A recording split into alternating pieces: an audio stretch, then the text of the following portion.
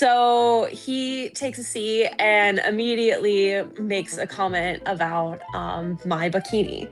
I don't even know this person's name, right? This is within 5 minutes. This is also in between him picking his nose and eating it right next to me. Oh my god. There would be times I would literally have my hand up because I just don't want to see that. Oh, At that time, he was very, like, anti any substance. He was, like, freaking out, trying to tell me, like, that's illegal, we need to call the police. On my mom. I have a girlfriend now. Her name's Abby. She's not you.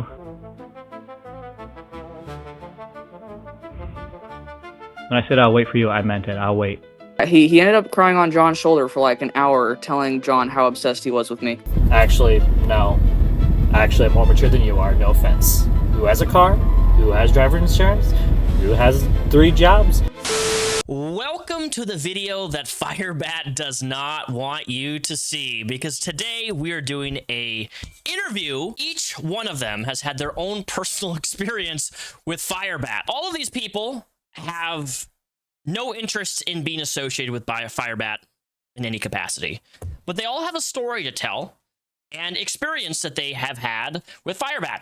A couple of them have been absolutely rammed up the tushki by some of the Firebat's decisions financially, and we're going to find out how bad Firebat is as a personal friend. Interviewee, number one, we're going to be dealing with known as Jenny, known as Hot Tub Girl.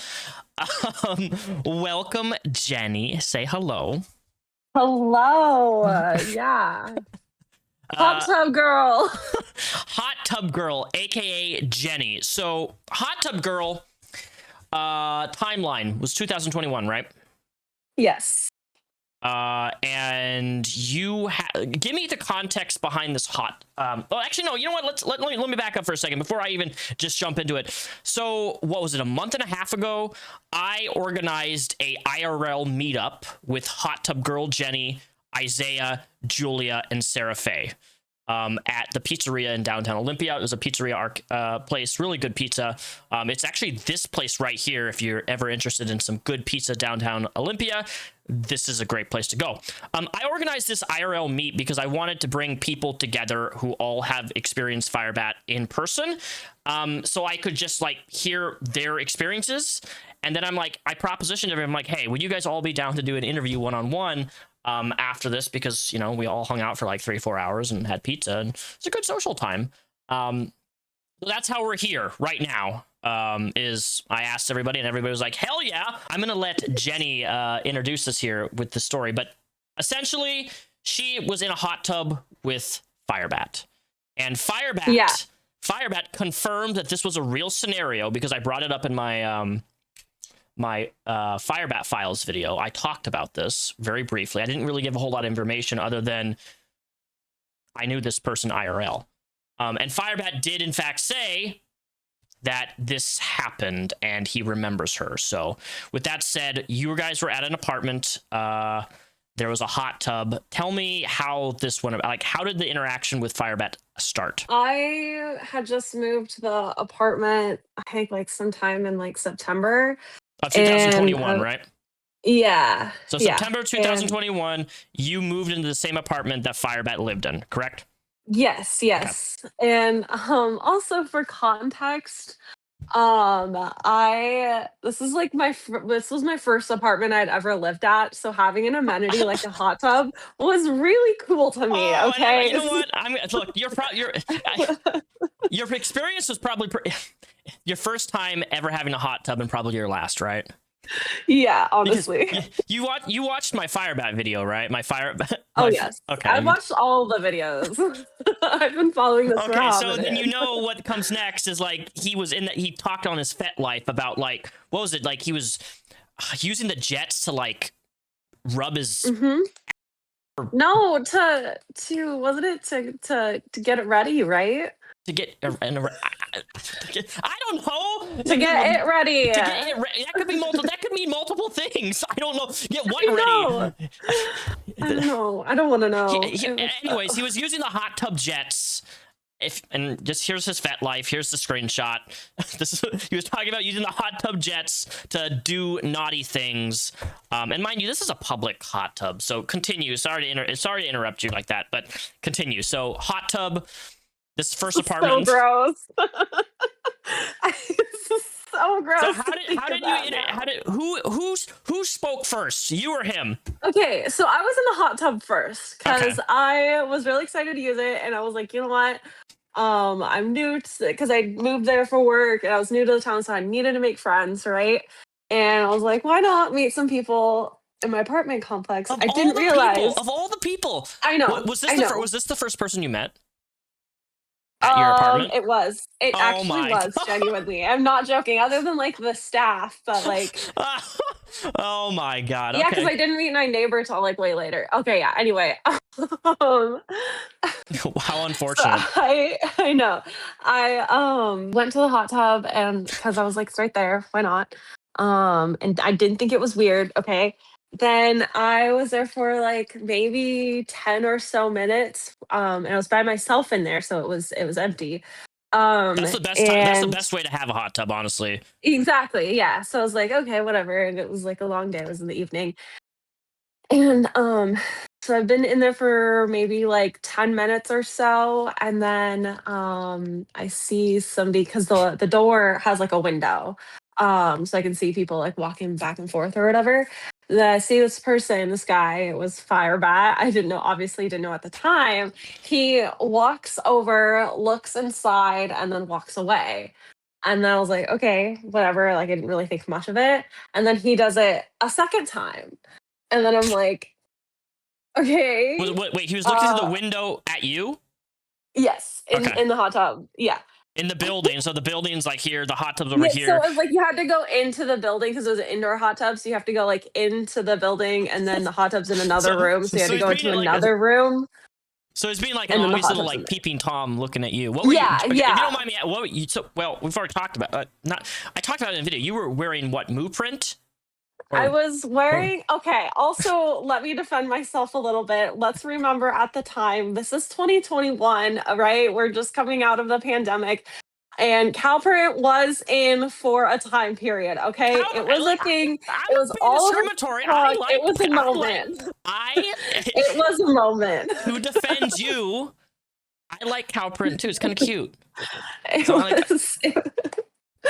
It's It was a bikini. moment. It's who cares? Yeah, whatever. Who cares? Doesn't really matter. But I was just. And I do still have it, but anyway. Oh. I know, right? I need to burn it. So Wait, Firebat yeah, so never I'm touched wearing- it, did he? no, he didn't. Okay. I was like, dude, Yeah. if he touched it, definitely burn that shit. Dude. Yeah, no, Fucking- but I mean, it sat in a hot tub with him, so might as well. I mean, we, according to what is it, Purple Perry, we exchanged fluids. So Wait, what? yeah, you didn't know that. He No. literally jokingly says that we exchanged fluids because we sat in a hot tub together. Ah, that's so gross when I think about that. That's nasty. You know, So he was looking in the window, walking away. He doesn't only do it one time or twice. He literally does it 4 times in total. Walks by the window as if he's like trying to debate whether to come inside. And I was just like, that's Okay. such typical Firebat behavior. yeah. And what's like the worst about this whole experience is that it's such textbook incel behavior too. It's so stereotypical of what like I'm about to describe that it's not even funny. It's just like, great, all right. So anyway, after the 4th time, he comes in and asks if it's okay to join. And I'm like, Oh, so sure, why he not? asked you. He so did came out- ask. He did Wow, ask. Yeah, what a He true didn't- Fedora gentleman, right? Yes, he was such a gentleman at that I wonder time. what would have happened if you had said like no. Well, see, I thought about it, but I'm like the type of person where I'm not gonna say no to, like, I just want to talk to everybody. I'm a pretty social person, so like if somebody comes up to me and talks to me, like I'm gonna like talk to them. And also like I feel like it would be rude because I went to the hot tub anyway to like meet people, Yeah, right? no, I Like people in my apartment. So that's why I was like, sure, whatever. Anyway, okay, so he comes into the hot tub area and asks me if it's okay to join. And I say, fine, whatever. Not a big deal. I'm here, I didn't tell him that I'm here to meet people, but like I want to be social. Yeah. So he takes a seat and immediately makes a comment about my bikini. Within like I don't even know this person's name, right? This is within 5 minutes of talking to this individual. And he makes a comment about the fact that it was cow print, as you can kind of fill in the blanks there. Yeah. Okay. Do you remember what he said specifically? He comes into the hot tub and immediately, without even introducing himself, I don't even know his name. He looks at my bikini top and stares at my. Can I say? Yeah, you can say. Yeah, YouTube's not. Yeah, here's okay. you're good. Okay. You're good. No. So He's it's that like, really awkward stare of like really just obviously looking at your boobs, right? Yeah. He's like staring hard. And immediately he says that he likes my cow print bikini and then goes, yeah, you look real milkable. Oh my god. And immediately No. I am like, oh my god, I don't even know who this person is. Like I'm like, of course, like my brain short circuited at the fact that this. I was think like mine would too. something. I don't know what I would say to that if somebody's. That would make me uncomfortable if somebody said that. Even if I was in a hot tub with you and a stranger or just random people, and some person came into a hot tub like that and then said that to somebody, and we don't all know that. That's like not. I mean, I think that's sexual harassment. That is sexual harassment. It felt like it.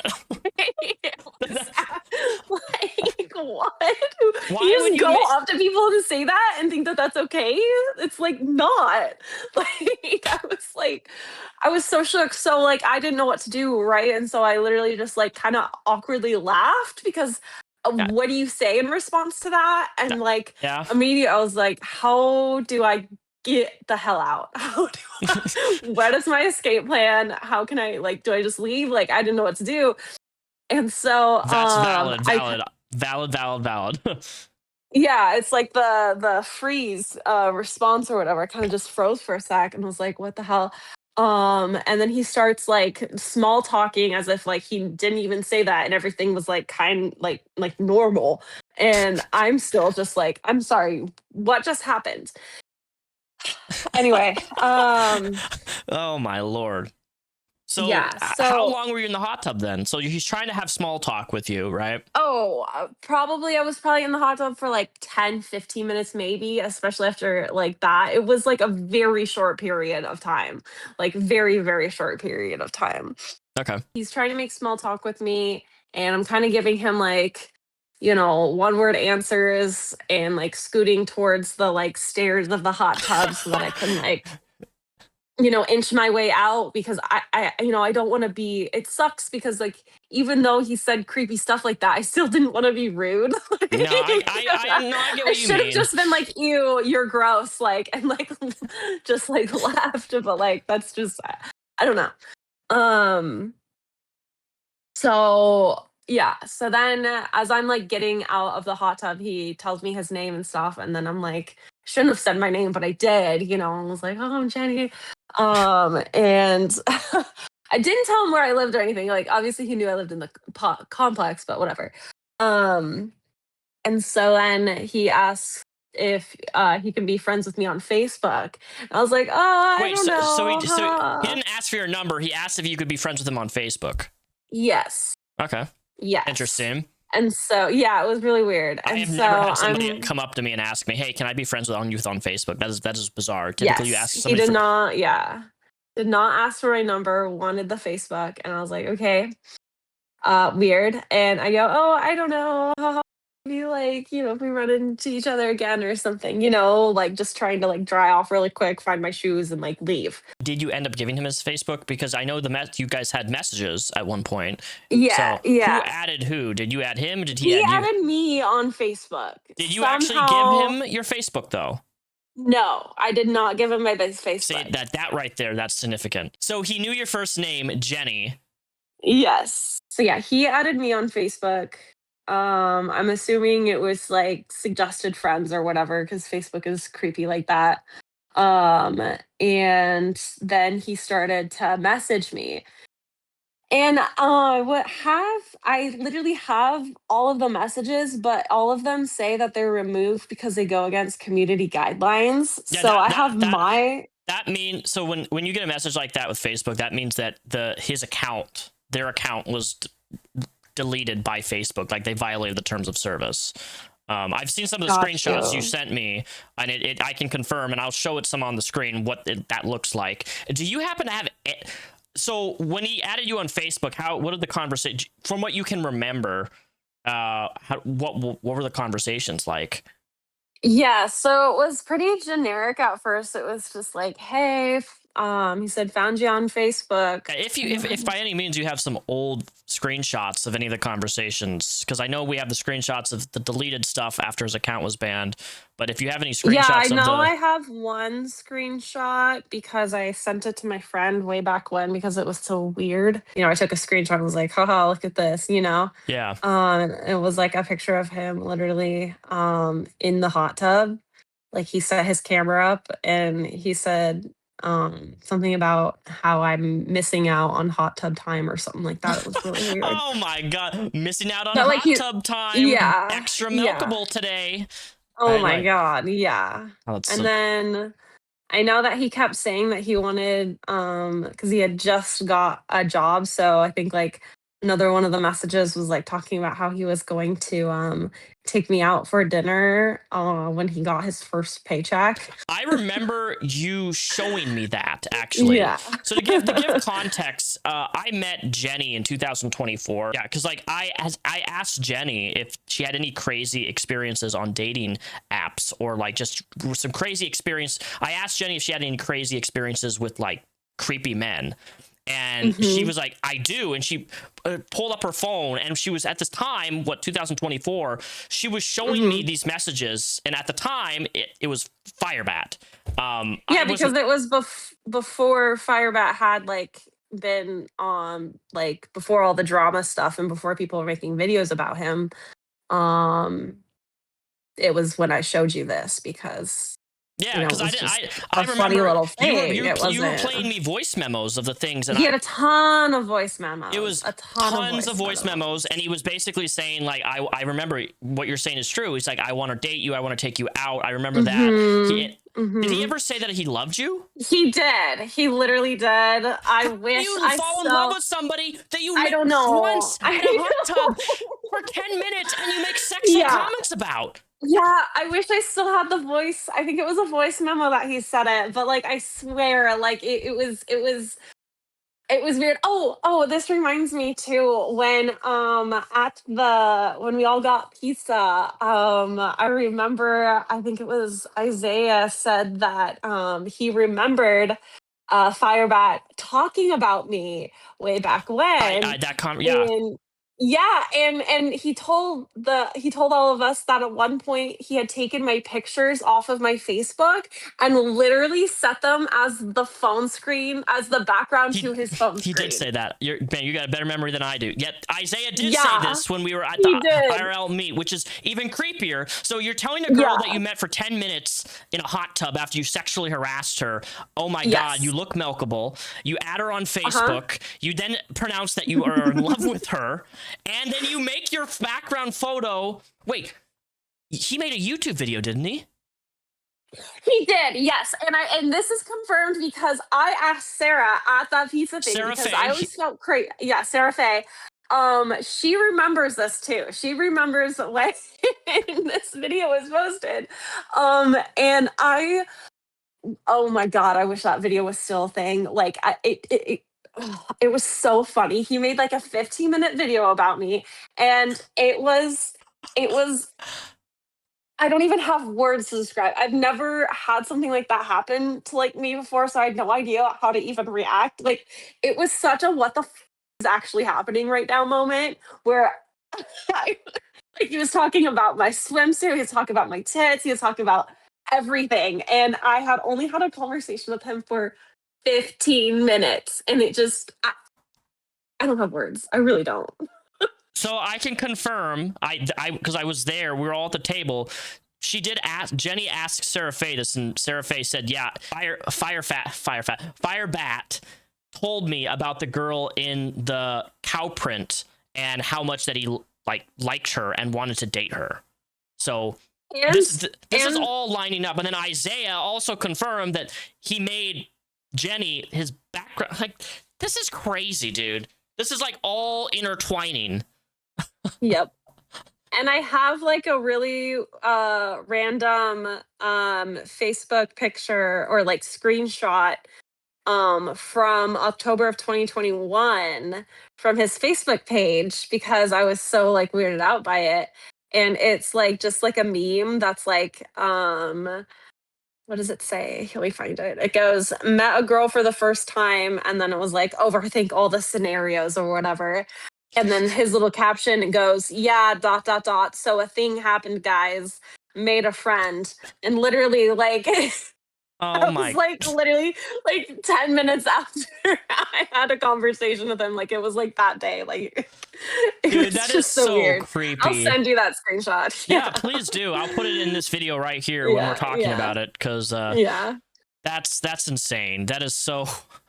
Is there any more thing else other than that? So the Facebook added you, said he loved you, made a YouTube video about you, and we confirmed and made the phone background. Isaiah confirmed that with Sarah Faye and everything. Yeah, okay. So I do have a couple other things. Back when we were like talking or whatever on Messenger, because he kept messaging me, and I would give, like 1-word answers here and there, right? Because it's kind of funny. Yeah, like, not able to take the hint with the 1-word replies. Yeah, right? I was like, this is kind of funny, whatever. I was like having a little troll moment. Like, it's fine. He sent me this picture of this onesie.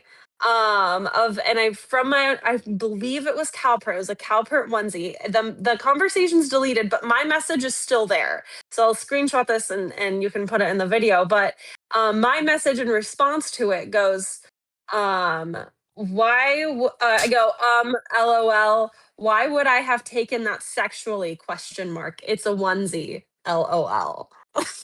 Okay. He sent me a picture of a onesie. I think it was like a Calvert one, and he made some type of sexual comment about it and then sent it to me. And then I was like, why would that be sexual? And so I'll send you that. But yeah. Does he not understand that like swim attire isn't inherently sexual? Not even the swim attire. It's, I think, just the cow print in general. Like that's because the onesie was like pajamas. Okay. Wow. All right. Like the like footed pajamas, like God. Firebat, what is wrong with you? I don't know. What is wrong with you? Yeah, so like looking at the other messages and stuff, I do remember he just like out of nowhere was talking about or like just like asking me if I ever wanted having kids, if I wanted to have a family, what I like, just like super weird, creepy stuff like that. And this was like in between him like saying that he loves me and he wants to like wait for me and like wait until I'm ready for him and I'm gonna come around and like wants to get me pregnant, like all that really like creepy stuff. And it is just unreal, like genuinely unreal.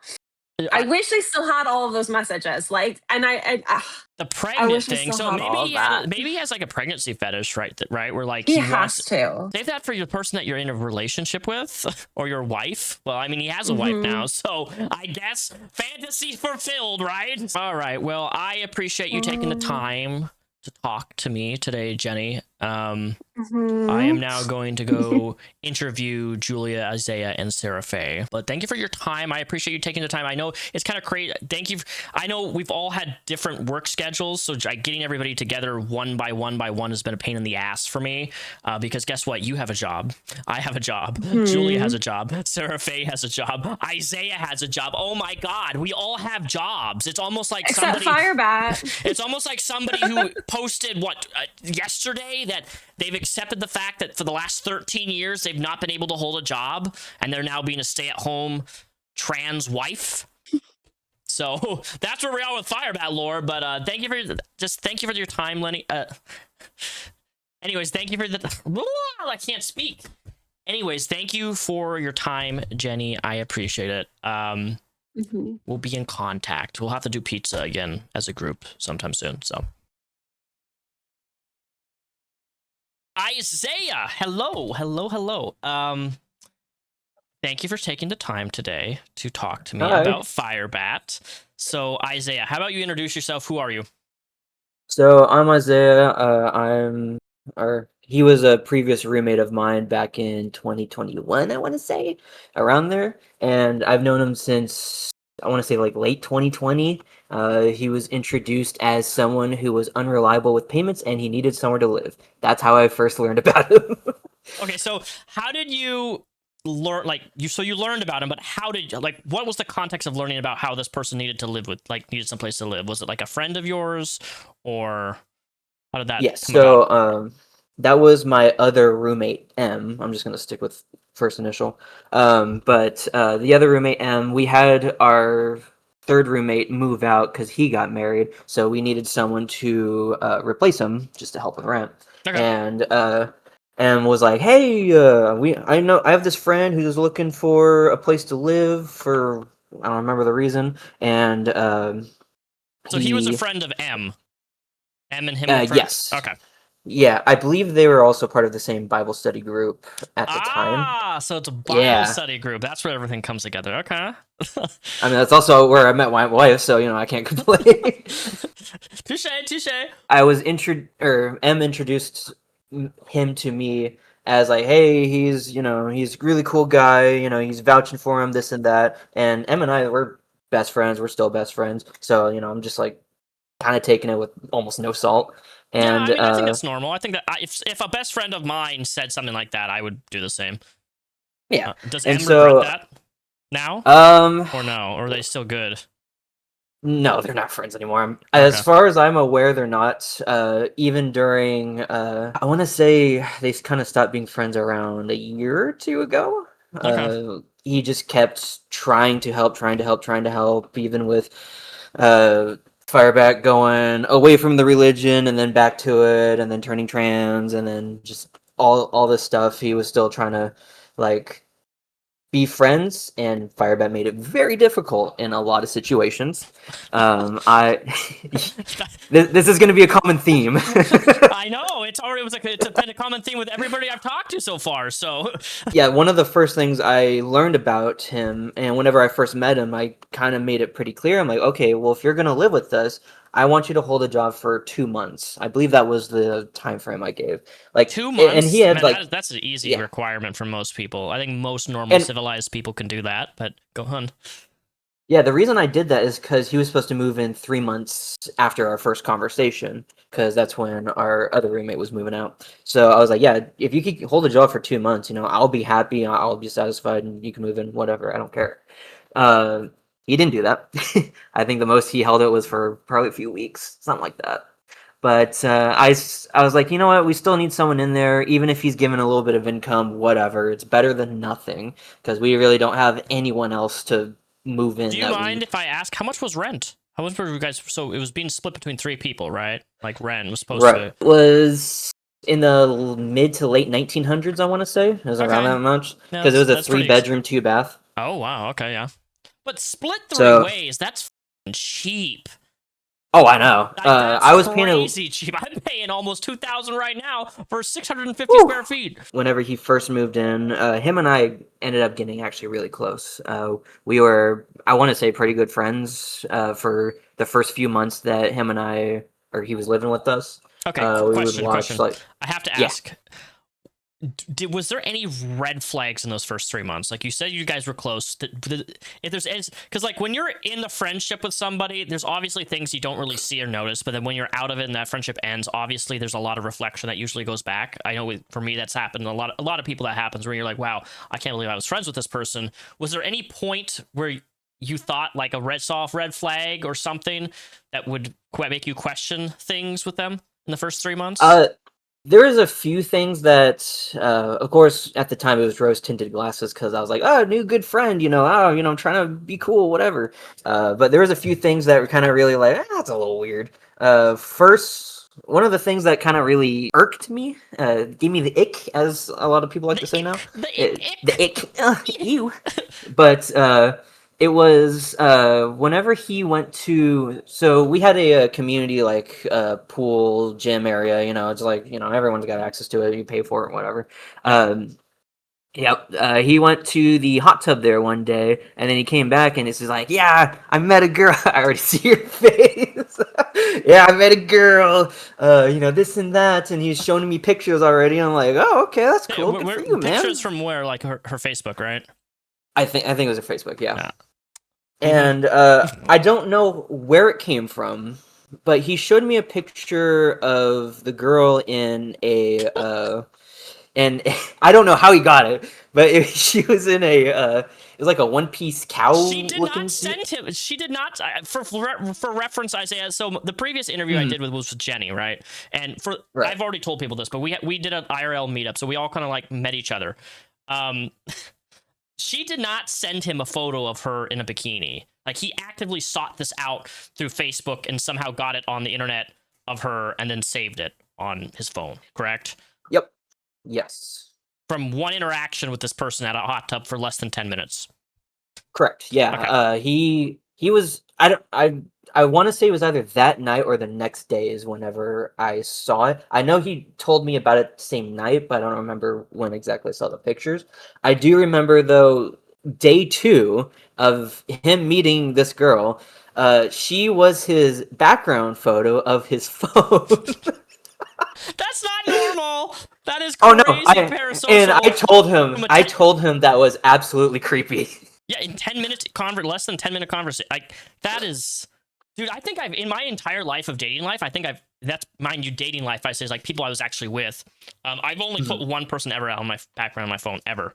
So like a stranger that you meet in a hot tub at an apartment complex.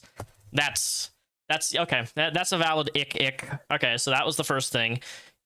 Did he say anything sexual about her, or because she went into some detail about things that he said to her in the hot tub. So I'm wondering if he had said anything to you specifically. I don't believe so, because my memory from the conversations we've had about Jenny were very tame, except the whole photo part. He might have mentioned like, "Oh, she's hot," whatever, and I might have like, "Yeah, she's hot." Wow, just trying to help him out. Jenny says, Jenny mentioned that one of the first things he said. I can't even say this without laughing. That one of the first things he said to her is that you look milkable in the hot tub. So that was a thing, and she was super creeped out by that. Just imagine getting in a tub with this person and a stranger says, "Oh man, you look milkable." And it's like looking you up and down. That is so creepy, dude. It's not surprising because he has a habit of hitting on basically any woman job. He starts a job, he hits on the first woman he sees that's single. Like, that's something that I noticed, and he's talked about a little bit with me. And he would always do the whole, "Well, we should get coffee sometime," this and that. And I'm like, I mean, day one though? Like, come on. But yeah, he has an obsession streak with a lot of things, and apparently getting love in some way or another is one of those things. That Doctor Who, Batman, and all that fun jazz. Another thing that irked me was I kind of remember it vividly. Him and I were in I believe it was the Jeep before I sold it to him. We were talking about something, and he was just like, "Hey, you want to see what I'm into?" I'm like, sure. Oh no. And he pulled out he looked up a picture of Violet from Charlie and the Chocolate Factory as a okay, keep going. Inflated. Yep, inflated, unfortunately. And I told him that that's absolutely weird and disgusting, but I mean, yeah, the to character's 11 years old. The character is an 11-year-old girl. Part.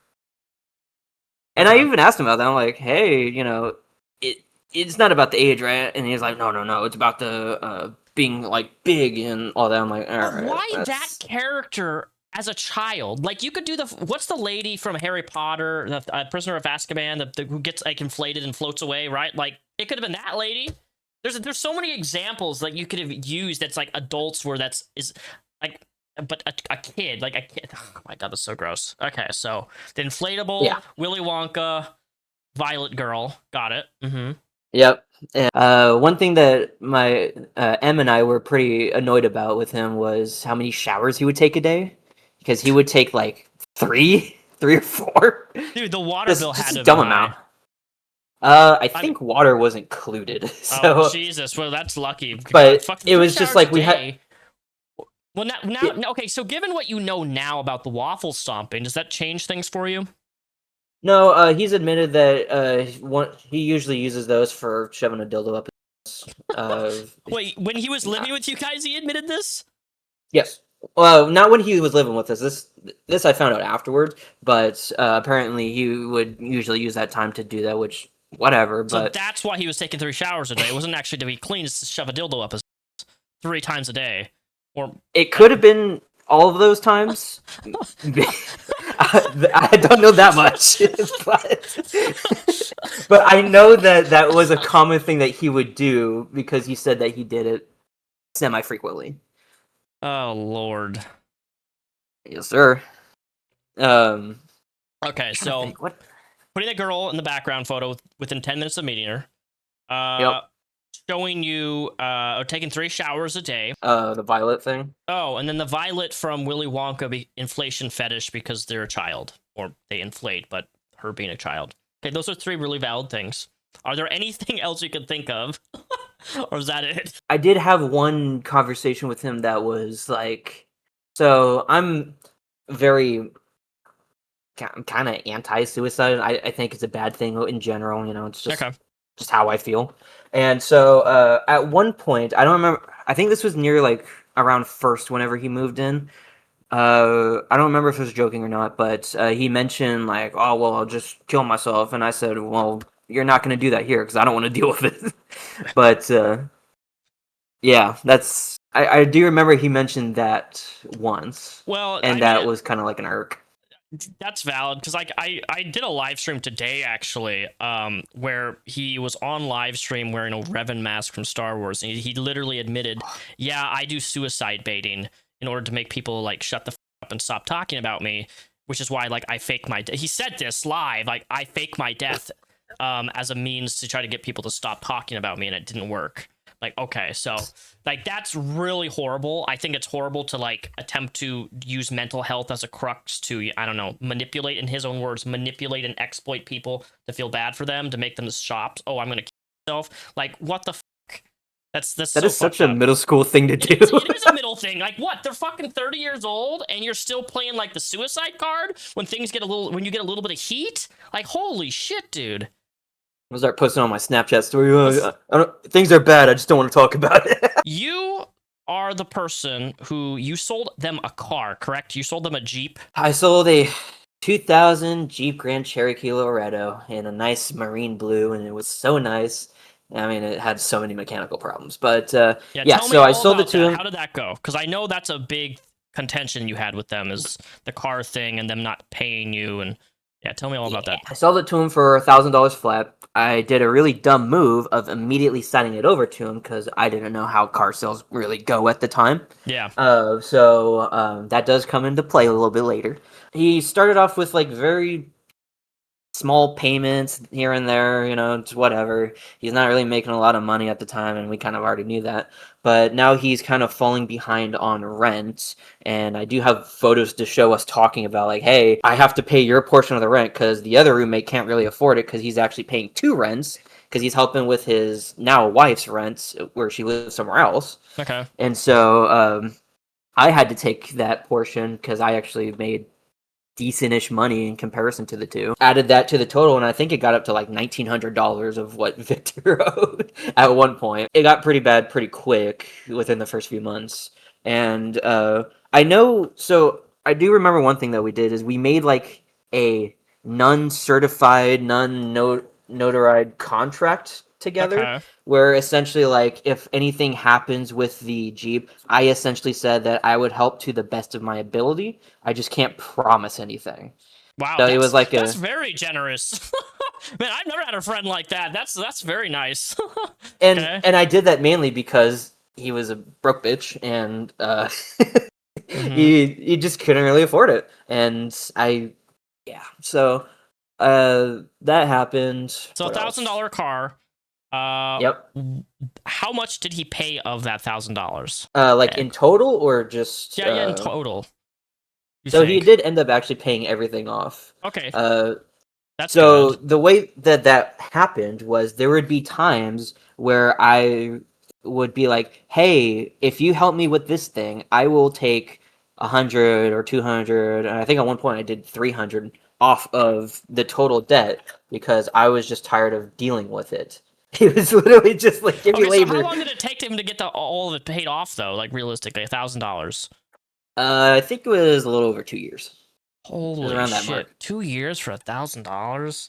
Yep, and he also did stuff like in the middle of it, he would buy in the current generation of Xbox, I which remember was like seeing $500. those text logs. Yeah, Yep. those text logs. And is it? Yeah, and You showed me some of the payments he did was like only $5 towards $1,000. Like the payments yeah, like were the lowest very payment is like $1 something. I'm sure he sent pennies at one point just because that's all that's left in his bank account.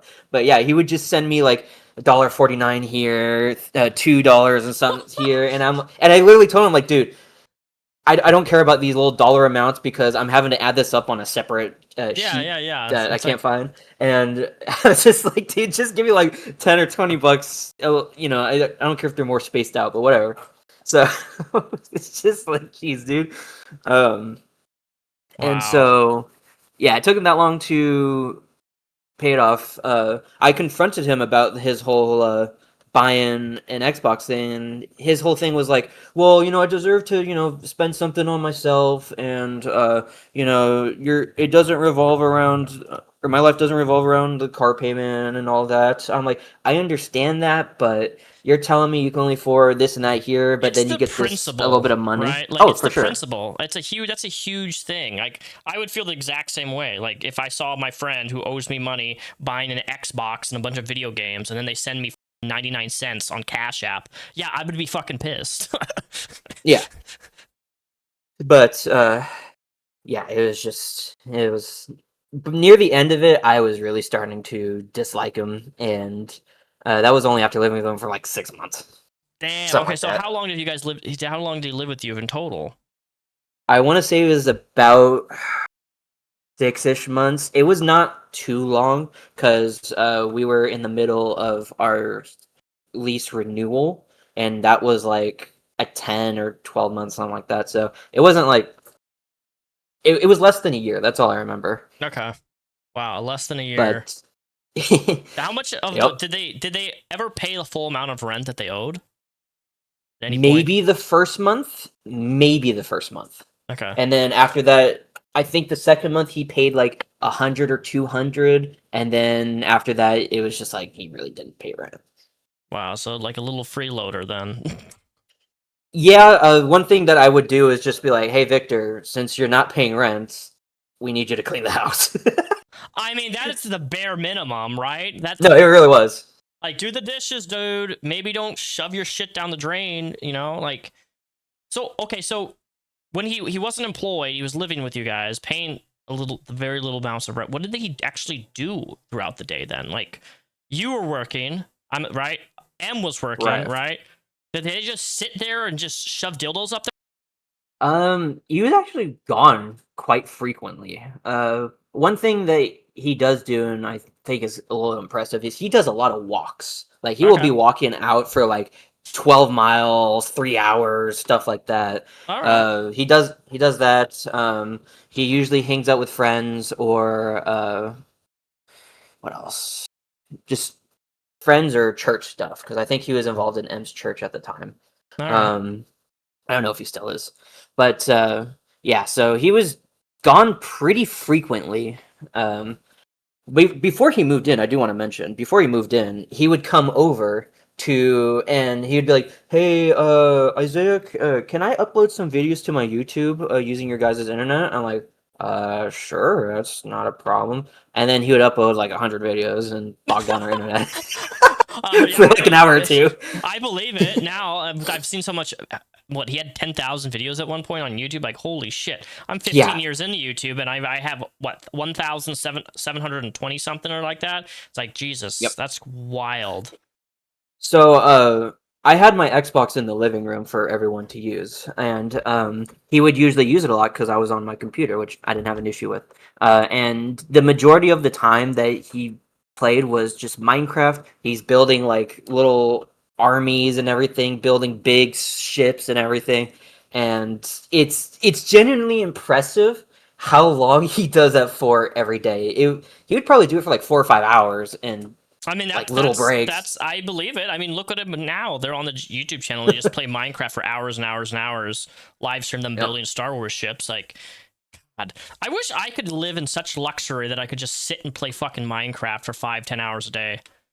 In all honesty, all he had to do was pay what, like $600-700 a month in total for all of his stuff, and he couldn't even do that because he would go, "Yeah, I got this job, whatever. Oh, it fell through a week later because whatever, it's not a good fit for me." Or the Mary Maid situation, which I said. I want to know that. Do you know any context behind the Mary Maid situation? Other than what he texted me, I don't think I really talked about it with him, but I think I sent you the text conversation of what he said. But yeah, his whole thing was like, well, it's not everything, not everything is what they said is correct. And I'm like, is it though? Like, it's kind of hard to get fired a few days after getting hired. 2 days. It wasn't even a full 2 days. It was like a day and a half for sexual harassment.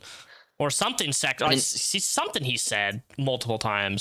It was him, if I remember right, it was him essentially saying that he wanted to go home early and that they can figure out how to do the rest of the job, and they consider it walking off the job. And it was just, he would essentially go against the training, the trainers. Yeah. It's just insane attitude towards learning. Whatever. Oh, speaking of people he's worked with, so I worked at a bed store for 5 years, up until last year. And one of my coworkers, who I don't want to name because he might remember her, actually worked with him at a furniture store for like 2 weeks. This person, she had worked there for enough time to really kind of know everything there, and in comes Victor, and she told me that the only reason he got hired was because they dared the manager to interview him, and according to the manager, after interviewing a few people plus him, that he was surprisingly the most likable, or the most. He was the best candidate of the candidates, okay. Which was impressive to hear. But then she told me what it was like to have him working together, and that how it wasn't good. So he usually started every day by walking in, yelling, "Honey, I'm home." What? Yep. Into work. With customers around, mind you. Okay. It's a furniture store. It's a big open space furniture store. You can volume travels. I know all about furniture stores. Yep. For sure. And so he would use company time. Keep in mind, he's still in training. He would use company time on company computers to upload YouTube videos. Oh, no! You didn't tell me this when we met. I honestly forgot about it until I talked to her recently. That's insane. Yeah. What? Yep, he used, and so you're literally what? Oh my god! I wish I could play video games and be at work. That'd be amazing. Dream. That's how it was at the bed store. So she ended up becoming interim manager for like a week or so because the original manager was on vacation. All right. So she was in charge, and so she confronted him on this, saying, "Hey, you can't be, on your phone like this and kind of just skirting duties and all that, because, we're on our phones, but you haven't earned that right essentially because you don't know anything about the products. Yeah. And so he essentially was like, "Well, you're not my boss," and was she was the manager at the time, right? Yeah, she was just the intro manager until the other manager got back, and apparently he was like very dismissive because she was a woman, according to her, because he listened to original manager just fine, who was a dude, and then she comes along and he just does not listen to her at all. I mean, that's no surprise. I mean, well, come on, he's on record saying, "I don't respect Oh, women." yeah. Like, so he's a self-admitted incel. So I mean, it matches. And you were invited to their wedding, correct? I went to their wedding. You went to I their- gave a speech at their wedding. You gave to a speech? Okay, so when you say that you were close to them, that's a pretty big deal to do a speech at their wedding. In all fairness, they had an open mic, but I was like, you know what? I'm gonna say something, and I essentially used that to plug the furniture store I worked at. You know, it's like I don't know if you've seen The Office, but it's like Bob Vance. Oh, yeah. Vance Refrigeration. Hi, Bob Vance. Vance. That's literally That's a wedding. pretty much how it went. Yeah, so I was there at the wedding. You can see me in some of the videos. I did see that in the background. Yep. You highlighted that. And Sarah Faye was there too, correct? Yeah, she was sitting behind me, I'm pretty sure. And so was the other roommate, M, which makes sense because they were still really good friends. My wife, at the time, she couldn't go because I think she had work, but she was going to go to help make sure that I wasn't alone. Yeah. I really didn't want to be there, but I was like, you know what, I'm going to go there. So, wedding happens, they do their stuff, and then we get to the reception area to eat and such. They do a toast, and then they have an open mic, and I'm one of the first people to go up because I'm like, just, why not? Cool. And I essentially said, hey, congrats on getting married. Thank you guys for also buying a bed for me. If you guys want to buy a bed, I work at this store. That is so funny. It was absolutely shameless, and I did not care. Hey, that's okay. We all can be shameless once in a while. It's all right. Yeah, so they ended up buying a bed for me, I want to say like a year or two later. Yeah. So you attend their wedding, give a speech. How does it officially end with you guys? Like the friendship end? Because at this point at the wedding, has the money been all paid back of the car or no? Ooh, when did they get married? I think they got married like a year before, so I think around that time it was paid off. Okay. So what led up to you guys actually like dismantling your friendship then? Like, in all honesty, it was me kind of half ghosting him. Okay, so that's valid. I mean, I don't. So the reason my disdain kind of started with him was because he actually wronged my wife, who I was just friends with at the time. Okay. Yeah. So she needed gauges for her nose ring, and he asked her to go to the mall to pick some up, and then she would give him like $20 or something like that. Yeah. And he ended up taking more money out than she said to, and she was super pissed off about that. Okay, so she asked him to go to the store to get gauges for her and gave him money, correct? With her card. Sorry, okay. She gave him because she was good friends with him too. That's a big trustworthy thing, man. I don't think I've ever given him my card to anybody, but go on. So yeah, she gave her card to him to go to the mall to pick up some gauges, and then to bring it back to her, and she said to take out like $20 for gas or something like that. Not like a whole lot, but just something. Thank you, whatever. Yeah. So apparently he ended up taking, I want to say like all that she had, which was about 180 to 100, and my wife couldn't pay or help pay rents at that time because of that, and she was super pissed off. She essentially chewed him out for like, hey, that wasn't cool, and he was like, well, sorry, I'll give the money back. It's like, it's not about that. It's about you kind of going behind my back and not even asking for more. Like, you just did it. And so that kind of led to a huge... Did he buy the gauges at least, or no? Yes. Bought the gauges. What did he use? Did he buy his own, like, what, a sex toy or something? No, he literally just took out the money from an ATM. What? But didn't you? That's weird. Okay. Yep. That's strange. Yep. Because she said to take out a 20 from the ATM for him, essentially. And he took off $80 And to $100. Yeah. And yeah, my wife hated him for the longest time and probably still does. But after that, that's when I started disliking him and just was like, you know what? I don't really want to deal with him. But he feels the need to text me like at least once a month, just like, hey, you know, this and that. Hey, how's it going? When the And I baby usually was born, he texted you like pictures of the baby, and you hadn't spoken to him in how long? I technically spoke to him like a few days earlier, asking for his phone number, just so I had that on record, and then I said nothing else. He saw that I was commenting on one of your streams about him, and he goes, WTF, bye, and then blocks me. Okay. And then his baby gets born, and he just sends me pictures of, like, not even one picture, multiple pictures. Yep, of the newborn and everything. Nothing censored, just them, just baby. I'm like, all right. How does somebody go from like blocking you to then just like sending you pictures of their kid? Like that is so wacky, psychotic behavior. Like it's mania, manic behavior, that type of shit. I don't understand that. So you haven't spoken to them since that point?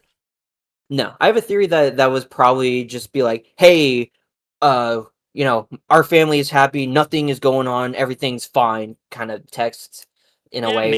Maybe you could be absolutely right on the money with that. I'm not sure. Huh. It just, again, it's one of those things that feels like a middle school thing to do.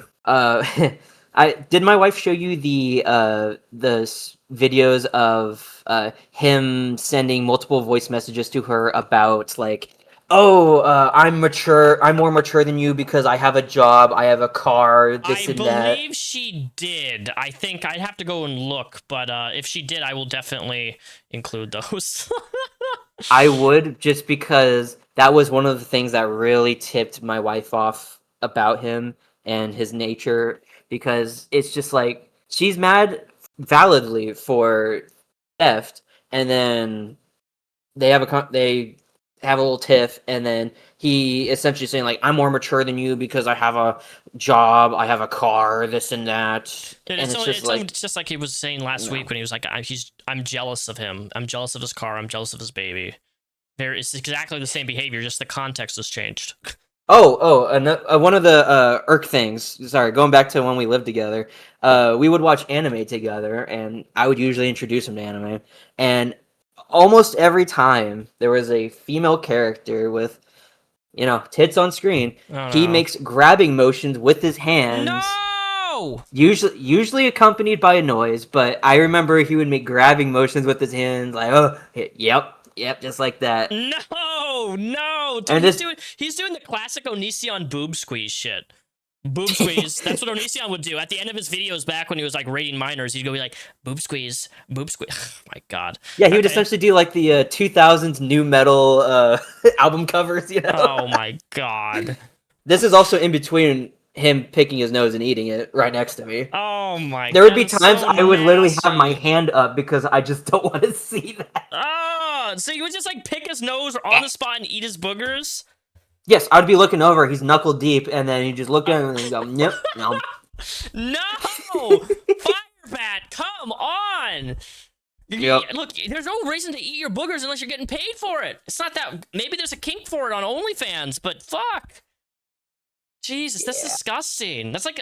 No, he did this for the love of the game. He didn't even earn anything from it. It's like fucking 5 and 6-year-olds do, still eating your fucking boogers, dude. Oh, and some of the food he would cook, I would just be looking at it like, what the hell? Yeah, I've seen some of his cooking stuff, and it is abysmal.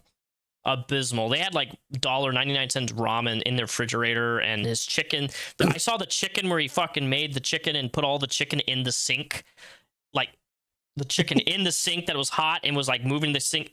Oh my god! And then was putting it in the bowl and eating. Oh my god! Like this. Don't forget the trash bag salad. The trash bag salad is even worse. He's making a fucking salad in a trash bag and he's shaking it all around. It's a bag. You can just shake it up, right? In the fucking sink, the most biggest bacterial thing that in your fucking thing, and then eat.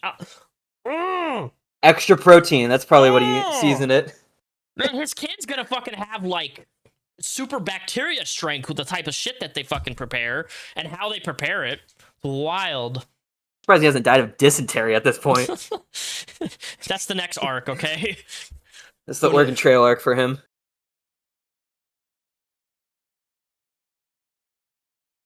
Hello, Julia. Welcome. Julia is Isaiah's wife, husband, and I'm his wife. wife, husband, what doesn't matter. So Victor has had some words to say about you recently, and I want to give you well, you've already responded, so basically, let's just go with the very first basic question: is how did you meet Victor Firebat? How did that happen? Dear God. So it was Halloween night of 2020. All right, so 6 I years was ago. a part of just about. It was a party that was actually held at, I think, an unnamed friend's old apartment, but it was at the same apartment complex that my husband used to live at. Okay. The one in Tumwater where everything happened. There was some alcohol there, you know. I was only 18 at the time, so, and that's where I met Victor. And so I, said hello, nice to meet you, whatever. And then he started getting like a little clingy, I want to say. Towards Like, it was you. weird. Towards you? Yeah. And that's the same night I actually met my friend John, the big guy that was in the photo with us. Yeah. Yeah. And I think that's when he also met Victor, and Victor got absolutely trashed. Like, he got slammed. Okay, And so he basically ended up. the Buzzball incident video where he got like drunk and was like ranting about Sarah, like that level of drunk, or Oh yeah, Okay. just about. And he ended up crying on John's shoulder Okay, for and like an John, and hour. this was the first time John and him met, right? I believe so. I mean, I could be wrong on that, but I believe so. Yeah, he ended up crying on John's shoulder for like an hour, telling John how obsessed he was with me. For the And first so I time, was initially creeped out. First time meeting. Yeah. Okay. Sounds about Initially, right. I was. I mean, I've always been creeped out by Victor. Even when we were friends, he was really creepy. He ended up somehow managing to creep out an entire Starbucks. Like, Oh, what do you mean? What yeah, tell me? He creeped out a whole Starbucks. yeah, the That's like entire that's like staff. They white were girl like, central. There's always white girls. How did he creep all the Starbucks girls off? What did he do? I don't. It wasn't like he just like kept on saying like really weird shit, like I'm Batman, or may the force be with you, or some stupid shit. And like the Starbucks workers, I had to like apologize for Victor. I had to apologize So because he like didn't just walk into the Starbucks and be like, "Honey, I'm home." he might have said that. That was a few years back, but like I remember I just had to like apologize to the worker before he left. I was like, I'm so sorry. Like, yeah, like just this general like aroma is creepy. Like being around Aroma? him, his Yeah. general aroma, like just being around him just like kind of sets like off something in your brain that you're like, this guy's a little off. Like he's a little weird. Which was my first impression of him. And, I decided to give him the benefit of the doubt. And I'm gonna be fair, back then Victor really was not nearly as bad as he is now. Like he was Oh, yeah, that's actually, fair. a reasonable and decent I mean, he was a narcissist still, but like he was a relatively decent person. So like that's why we were friends, right? Mhm. Well, friends was a stretch, but like that's why we're friendly, right? Like I gave him the benefit of the doubt. Like he was pretty decent back then. He has gone way off the deep end this time. And if I knew that he had R-worded somebody, then I wouldn't have associated myself with him at all. But like I did not know that until I watched the video of him admitting to it, and I was like, yeah, we're gonna have to cut contact. multiple times, mind you. Like it's not just one time, 2 times, 3 times. It was just a It's couple days several. ago he did it again. Just a whole little rant.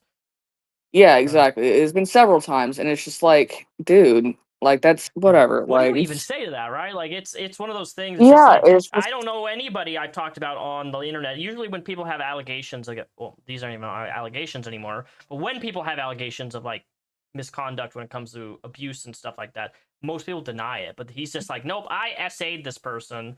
I did this. I don't care what I did 10 years ago. She's not a victim anymore. She was a victim, but not anymore. Like, just crazy. It's horrible. But continue. Yeah, So and you met Victor. He was crying on John's shoulder at this Halloween party, plaster drunk. And he was yes, crying on John's shoulder about you specifically. Why? because he told John, this is all according to John, he was in love with me. Okay. And I was like, dude, I haven't even known you for 30 minutes. Like, what? Um, and whether Victor wants to admit it or not, he's tried to ask me out several times. He's tried to ask my friend Alyssa out several times. And we just, over time, like, I was friends with him for about, I want to say, a year. And then I just kind of, like, after I heard what happened with my husband and everything like that, even though, like, my husband and I weren't together technically at that time, like, with the Jeep situation and everything, it's like, I kind of, like, cut contact with him. But, like, we were still friendly with each other, but we weren't, like, friends. Like, we wouldn't hang out all the time or anything. And Victor invited me and Isaiah to his wedding. I remember I couldn't make it because I was working, but Isaiah went, and like when it came to my wedding, I kind of felt a little obligated to invite Victor because I mean he invited us to his, so I Yeah. invited him to ours. Did he show up? Did he come? He did. Okay. Yes, he showed up. Was it I didn't bad, really talk to awkward? him. Did he do anything? Did he make any guests No, uncomfortable? Or was he just normal that time? that One of the rare that times. I don't actually know. I don't know if he made any guests uncomfortable. I know him and Tanya were there. Um, and I met Tanya briefly. You know, I've met her in passing here and there, but I've never actually sat down and had a full conversation with her. But I believe they both showed up, if I'm not wrong. And I don't think he caused any issues or anything. Like, Okay, well I would that's have to good. talk to my other, yeah, I'd have to talk to my other guests and see. And then I think that's pretty much the last time I saw him, uh, in person was about 2 years ago. And like I've seen him in passing, like I saw him at a bar like a year and a half ago. I saw him at one of our local bars. And we talked for a little bit and they went home or whatever. But ever since that, like we really hadn't contacted him too much. And then he started posting like really weird things on Facebook, like his FetLife stuff on Facebook, and that's like kind of when Isaiah and I were like, okay, like post whatever you want, like that's your right. Like post you in like bikinis and shit, like that's fine. But like we think Yeah, it's really it's kind weird, of it's you know? off-putting when people post like that type of stuff and link it to their main profile page with like friends and family. Like it's just Exactly. not normal. It's like, look, I have an OF, right? It's like if I started making my Mhm. OF posts on my personal Facebook where I have family members. One, I would get banned on Facebook super fast, but two, like nobody wants to see that. What? Exactly. Like And like why? his church family sees that, and like we saw that kind of thing, and it just made us like uncomfortable. And then To be fair, like he acts surprised when people don't want to associate with them. And like my church, his church family doesn't want anything to do with him. It's like, dude, look what you put you. There's consequences to things that you post on the internet. yeah, and I want to make this point too because I hear a lot of people talking shit about like the pastor of that church. That pastor, he's such a sweet guy. Like I'm not gonna say his name, but he is actually a really nice guy, and he has tried to help Victor for years. Like, in fact, like I don't know why he hasn't given up at this point. Well, I'm not sure exactly what's going on with the whole church family thing, but like his pastor at that church is actually a really good guy. Okay, that's Like cool. he's a really, really, really good guy, and he has genuinely tried to help Victor in the past. And Victor, as he does, he screws people over, and he doesn't know how to take accountability. And I guess now the update is that he left that church. I have no idea personally what's Yes, going on, but he I left the do know. church. Him and Tanya are looking for a new church family. That's the last thing I heard. Like last week, I watched a video and he was talking about that. Bible study. You went to Bible study with Victor? Yes. So this was a few years ago. I joined that Bible study. There was a group leader, who also really isn't the greatest person in the world. It kind of disbanded after a while. But we would do Bible study every week at Isaiah's apartment, like his old apartment. And Isaiah showed up here and there, but he wasn't really like there all the time.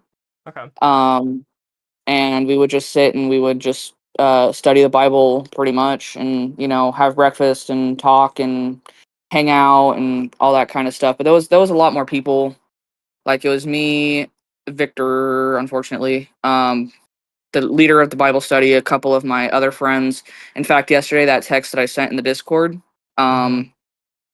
like about him posting about the AI thing and like the actual text, like that's somebody else who was a part of our Bible study. Okay. I was wondering, I watched Yeah. that video. I'm like, why is he so offended that somebody says like this? So to give context, guys, the other day, Firebat made a video on his YouTube channel. Was like upset that a woman, didn't want to send him a DM basically saying, I don't want to associate with you because I've seen how you treat your wife and the things that you've said about, committing SA. I don't want any association with you. Don't follow me, because he followed them on social media and they're like, I don't want anything to do with you, and most of your posts are AI, and he has his Instagram labeled AI creator. She gave me permission to hand it over to the Discord, but I'm not going to name her or anything. I don't think she wants to be involved in any of this, Yeah, I'll post the screenshot right here. You can see it for you guys. But yeah, that was the context. So that was a person from church, your Bible study group then. Yeah, and she is such a sweetheart. Like, I've known this girl since 5th grade. Like, we literally grew up together. And she is a literal sweetheart, the sweetest person you'll ever meet. I mean, she's amazing. And just for him to like start talking shit about her, like, I'm very protective of this person. I love her to death. Like I've always been kind of protective over her because she's like such a sweetheart, and I don't like when people talk shit about her or to her or anything like that. Like, I will fist fight somebody. So like that like really irked me to see him like talking shit about her, and it's just like, she doesn't deserve that. Like, she has done literally a nothing dedicated to you. YouTube video for somebody saying they don't want you to follow them, and I'm gonna block you. Like, imagine making a dedicated YouTube video over that. Like, that, brother, get a life. There's more things than just following everybody from your past group and then them not wanting to associate with you and you scaring them off.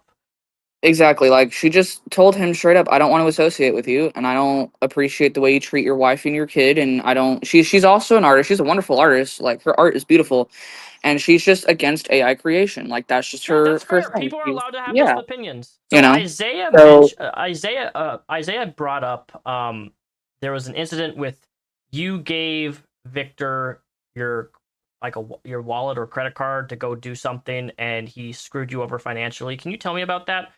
Like, from your perspective? So he actually tried to swing it in a different way, but the reality of what happened actually is I had just moved back from Arizona after breaking up with my ex. Didn't really have a lot of money, obviously, because I had just moved back home and I had just gotten a full-time job at that point. So my first paycheck hadn't come in. Yeah. And what had happened is I got my septum pierced while I was in Arizona, and it was still healing. And, like, with your septum being pierced, you have to keep that barbell in and you have to sanitize it, clean it. Like, you have your septum pierced, Yep. And my barbell actually ended up falling out. Like, I had no idea where it went. Like, it fell out overnight. I just had that happen a couple days ago, and it was actually on my pillow. I don't know how it managed to stay there, but yeah, no.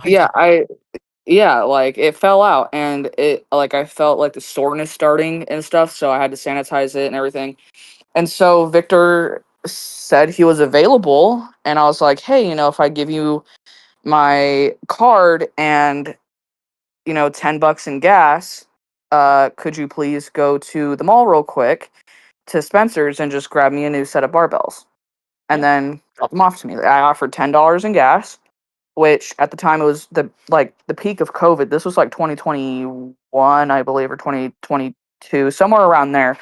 And he decided to go and get it for me, and then he came back and handed me my card. I checked my bank account and realized that my entire account was drained. Like, he didn't take $10, $20. He took like all of my money. I wish I screenshot it. Like, I wish I had proof of it, but like, what did he use it for? He used it on gas. Like, he used it to fill up his entire tank. And he said, well, I'm just taking what's owed to me. You owe me money, blah, blah, blah. I was like, I offered you $10. You owed him money is what he said? Yeah, he said that, even though I didn't owe him any money. Like, I asked him to do a favor for me. I gave him gas money. Like, Isaiah would have done it for free. Like, Isaiah would have, like, just done it for free. But I asked Victor because he was available. So, yeah, like, he drained my entire bank account, which was only like $70 or $80, something like that. But like I needed that money. And he you filled know? his entire gas tank with that. He used all of it, yeah. And I was like, That's I opened my crazy. bank That's account. crazy There was that like you gave him $5 left. $10 for gas, which would have probably given you what, two or 3 gallons, three maybe 4 gallons. Of Yeah, because gas prices at the time in Washington were pretty Yeah, cheap. no, I remember. They were cheap. It was cheap. Yeah, it was like $2 a gallon or something like that. And like my work at the time wasn't even that far from the mall. My work was more near Tumwater. And the mall is in Olympia. So those cities, if you guys don't know, are actually like connected to each other. Yeah, like I mean that's like a very minute thing that Victor has done, but like he was a thief. Like he said in his video, she called me a thief and everything. I was like, you are. Like you literally stole my money. And eventually he did pay me back. Okay. I don't remember how, but he eventually he did pay me back because I blew up at him and I told him, look, that was like literally all my money in my bank account. Why did you, like, if you wanted more money, you could have just came to me and said, hey, I think for this I need more money, and then I would have said, you know what, never mind, I'll ask somebody else to do it, you know. But instead, you didn't even ask me permission, and I don't know why I was stupid enough to hand him my bank card. That it was kind of on me at that point. I can't believe I handed him my bank card, first of all, but it's just like I trusted you to do something for me, and you turned around and filled up your gas tank, even though that's not what the agreement was. Like you could have came to me and spoke to me about it, and then I would have told you, never mind, I'll have somebody else pick it up. And then like the things he said afterwards, he's like, I'm more mature than you because who has a car? All right, I'm heading to the gas station now to get the cigarettes, and then I'll be on my way down to you. All right, sounds good. I just got you your Marble Reds 100s, and I am on my way. I'll be honest. Hey, I just want to know, nothing personal, but I did not want to talk to you today. I'm just not in a good mood. If I'm going to be honest, I had a friend that died on me 5 years ago, suicide, and he was really young too, like 15, 16-ish. He would be the same as my brother. But anywho, I just want to know, it's nothing personal. Anywho, I noticed you left the group, and I think I know why, and you know, I think it's just a little immature. I'm just gonna be honest. The group, you know, I thought that's what you wanted, was a group to be part of again, and you know. But anywho, enough said. I want to drop the subject, move on with my life. I'm glad I was able to pay off my debt. Anywho, to each their own. I'll leave it at you with that, and I'll just move on. But yeah, I'm just gonna drop this subject, move on with my life, because I don't see a need to really talk about this and fight about it. I'm just not in a good frame of mind today. It's a lot. Alright, that makes sense. That makes a lot of sense. Alright. So, well, there's a better way to do that. It's called uninstalling Facebook. I mean, Messenger from your phone. And or just silencing the group and archiving it, or just deleting the chat and ignoring it like you have been. But full on leaving the group, I felt like that was a little uncalled for. And no, you're not doing what I did. I deleted all my social medias and left everything, and I left Untamed because Untamed was dead. That's the difference. And actually, when I want to be alone, to be left alone, when I don't want to be on social media, I actually just uninstall the apps for a day or two. That's actually the best way to go about it. Unfortunately, because you're leaving the group like you did, and then our confrontation, I don't know how to go about this. So I'm just going to do nothing. But if you want to join the group, let me know. You're more than welcome to come when you want. Actually, no. Actually, I'm more mature than you are, no offense. Who has a car? Who has driver's insurance? Who has 3 jobs? Who's leading a group and is being successful at it? Who has part of a church family? Who is, you know, taking care of bills and not buying things like, I don't know, cigarettes and buying nose rings that you did not absolutely need? That was a want, you know? That was a want. And financially, I'm gonna be honest, you're immature. So don't be trying to act like we're equals. We are not equals in any way or form. Just so where I'm clear. That actually makes me really upset that you even tried to compare yourself to me. I am nothing like you in any way or form. And I didn't just delete the groups that I was part of. I actually left social media as a whole out of everything. And then I came back when I felt like I had the tools and the necessary skill sets to maintain my social medias and actually make a positive influence in the people that care. What? No. At that time, I needed to leave social media. I had to leave social media so that I could work on myself, so I could heal, so I could learn how to be a better person and or socialize with people that care about my life. You know, all these skills that I've been learning the past couple months, I actually use them in our confrontation. Instead of attacking you and getting, really, attacking, I took the time. I apologized. I made amends. In the past, I would just block you. That's what I do with people that I messed up with. I would just block and move on with their life, but I didn't. In fact, I worked things out. I apologized. I made my amends. I paid back in full, and I'm moving on because I know I made a mistake. But really, you're really gonna pull that with me? That pisses me off. I'm gonna be honest. That really just hurts my feelings, and I know why you left the group. Okay, I'm not stupid. You didn't leave because. You left the group because of me, not because of anything you're saying. You left because you're hurt. I hurt you. And you're doing the same thing you do always, which is when someone hurts you, you just leave their lives and you disappear. And then when you're feeling up to it, you reemerge into their lives. And you just are inconsistent with that. But don't you fucking dare call me immature. No offense, I'm more mature than you are in every aspect. I'm physically older than you. I also have a lot more going on in my life than you do. I actually have a life. A actual genuine life. And I'm not just helping people like you, I'm also helping other people in my life as well. And I have things going on. I actually have a life. So please, don't insult me and call me immature as well. Don't insult me.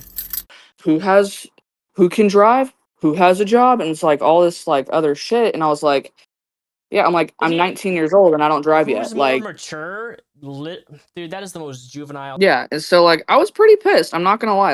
I was pretty pissed that I trusted somebody that I thought was a friend to not screw me over like that because that was my phone bill.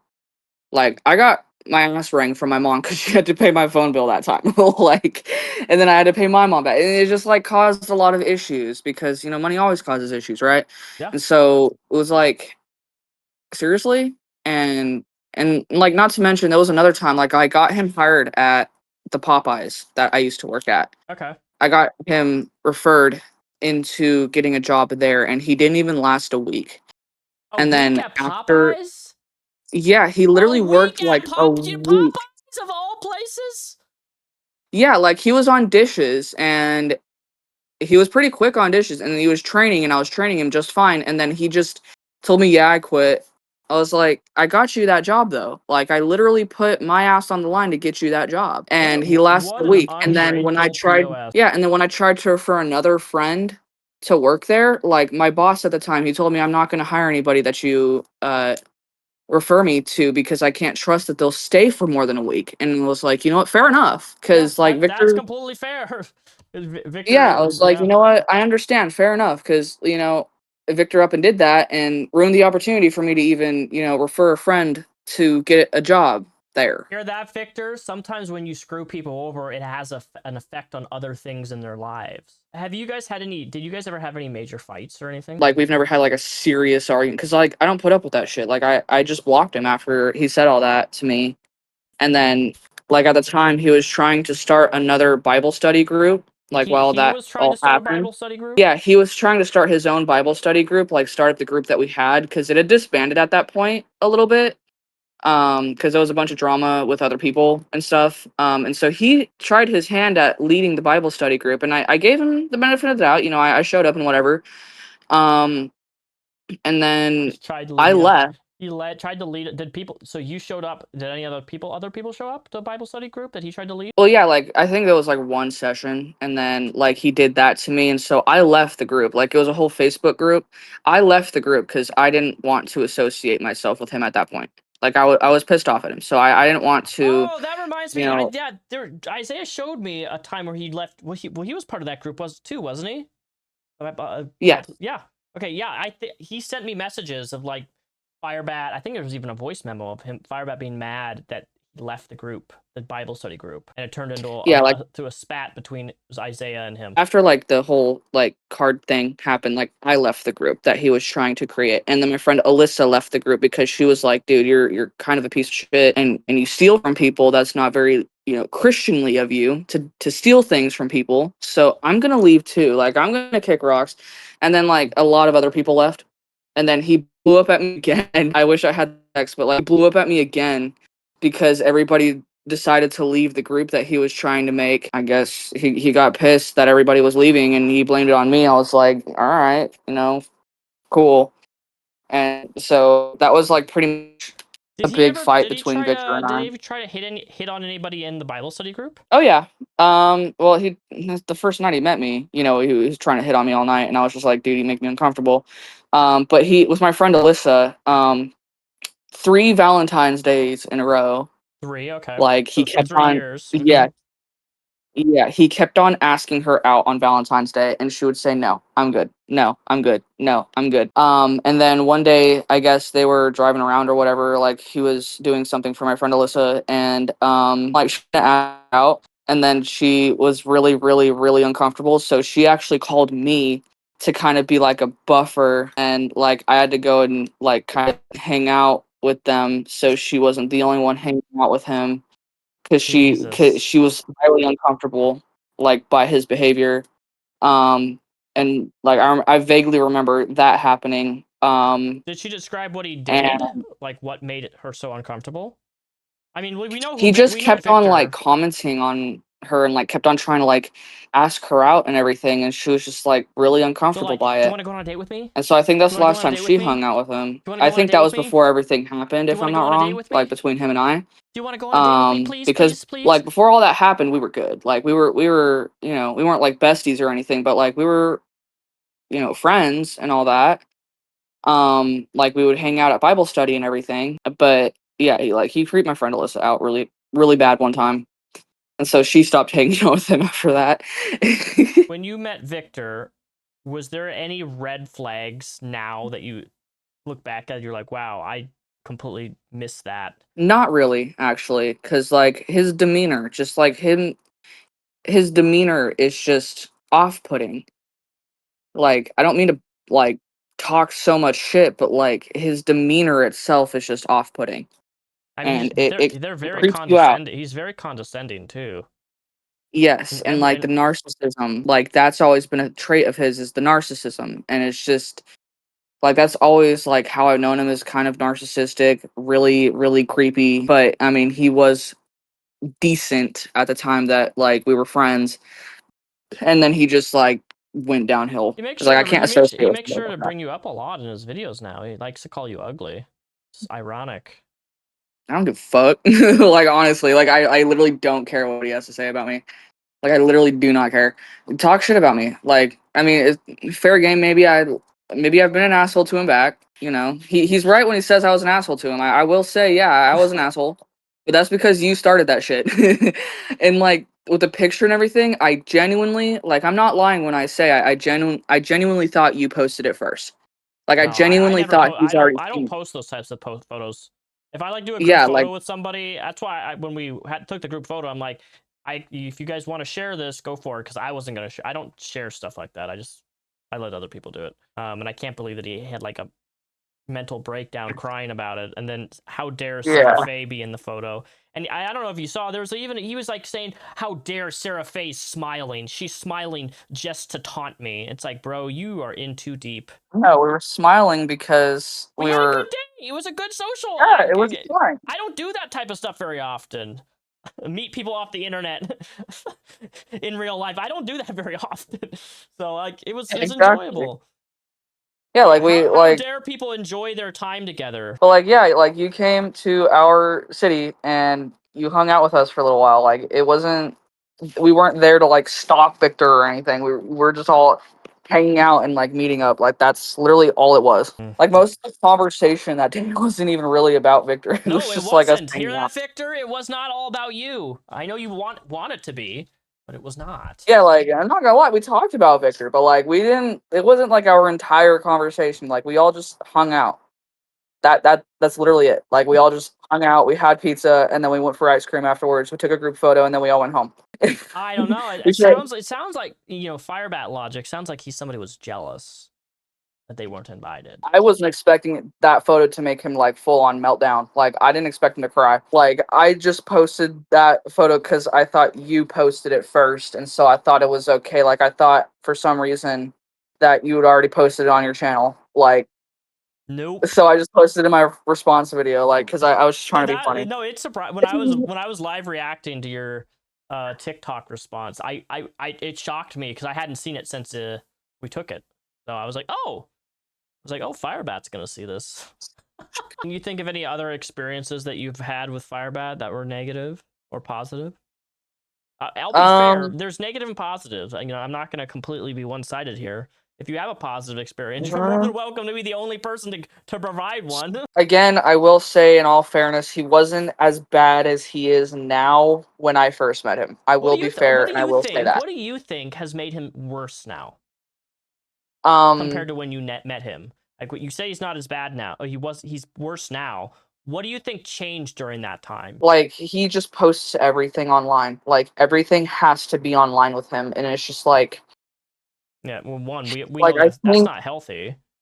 Yeah, like, I think when he posts everything that happens in his life online, that negatively impacts the people that he's around, like posting fights with his wife and like just plain out ignoring his child while he's, recording a live stream or something. And it's just like, that kind of thing is like dangerous, and like that video where he got a question, if somebody assaulted his daughter, what would he do? Oh my Like, god, posting, that video was disgusting. yeah, I was like, do you know how like dangerous that response is? Like, saying you'll take pity on somebody who assaults your child like that.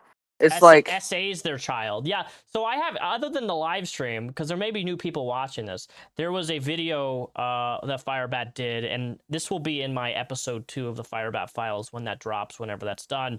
But there was a video that he uploaded. Somebody, he goes, someone asked me, what would I do if somebody R'd my daughter?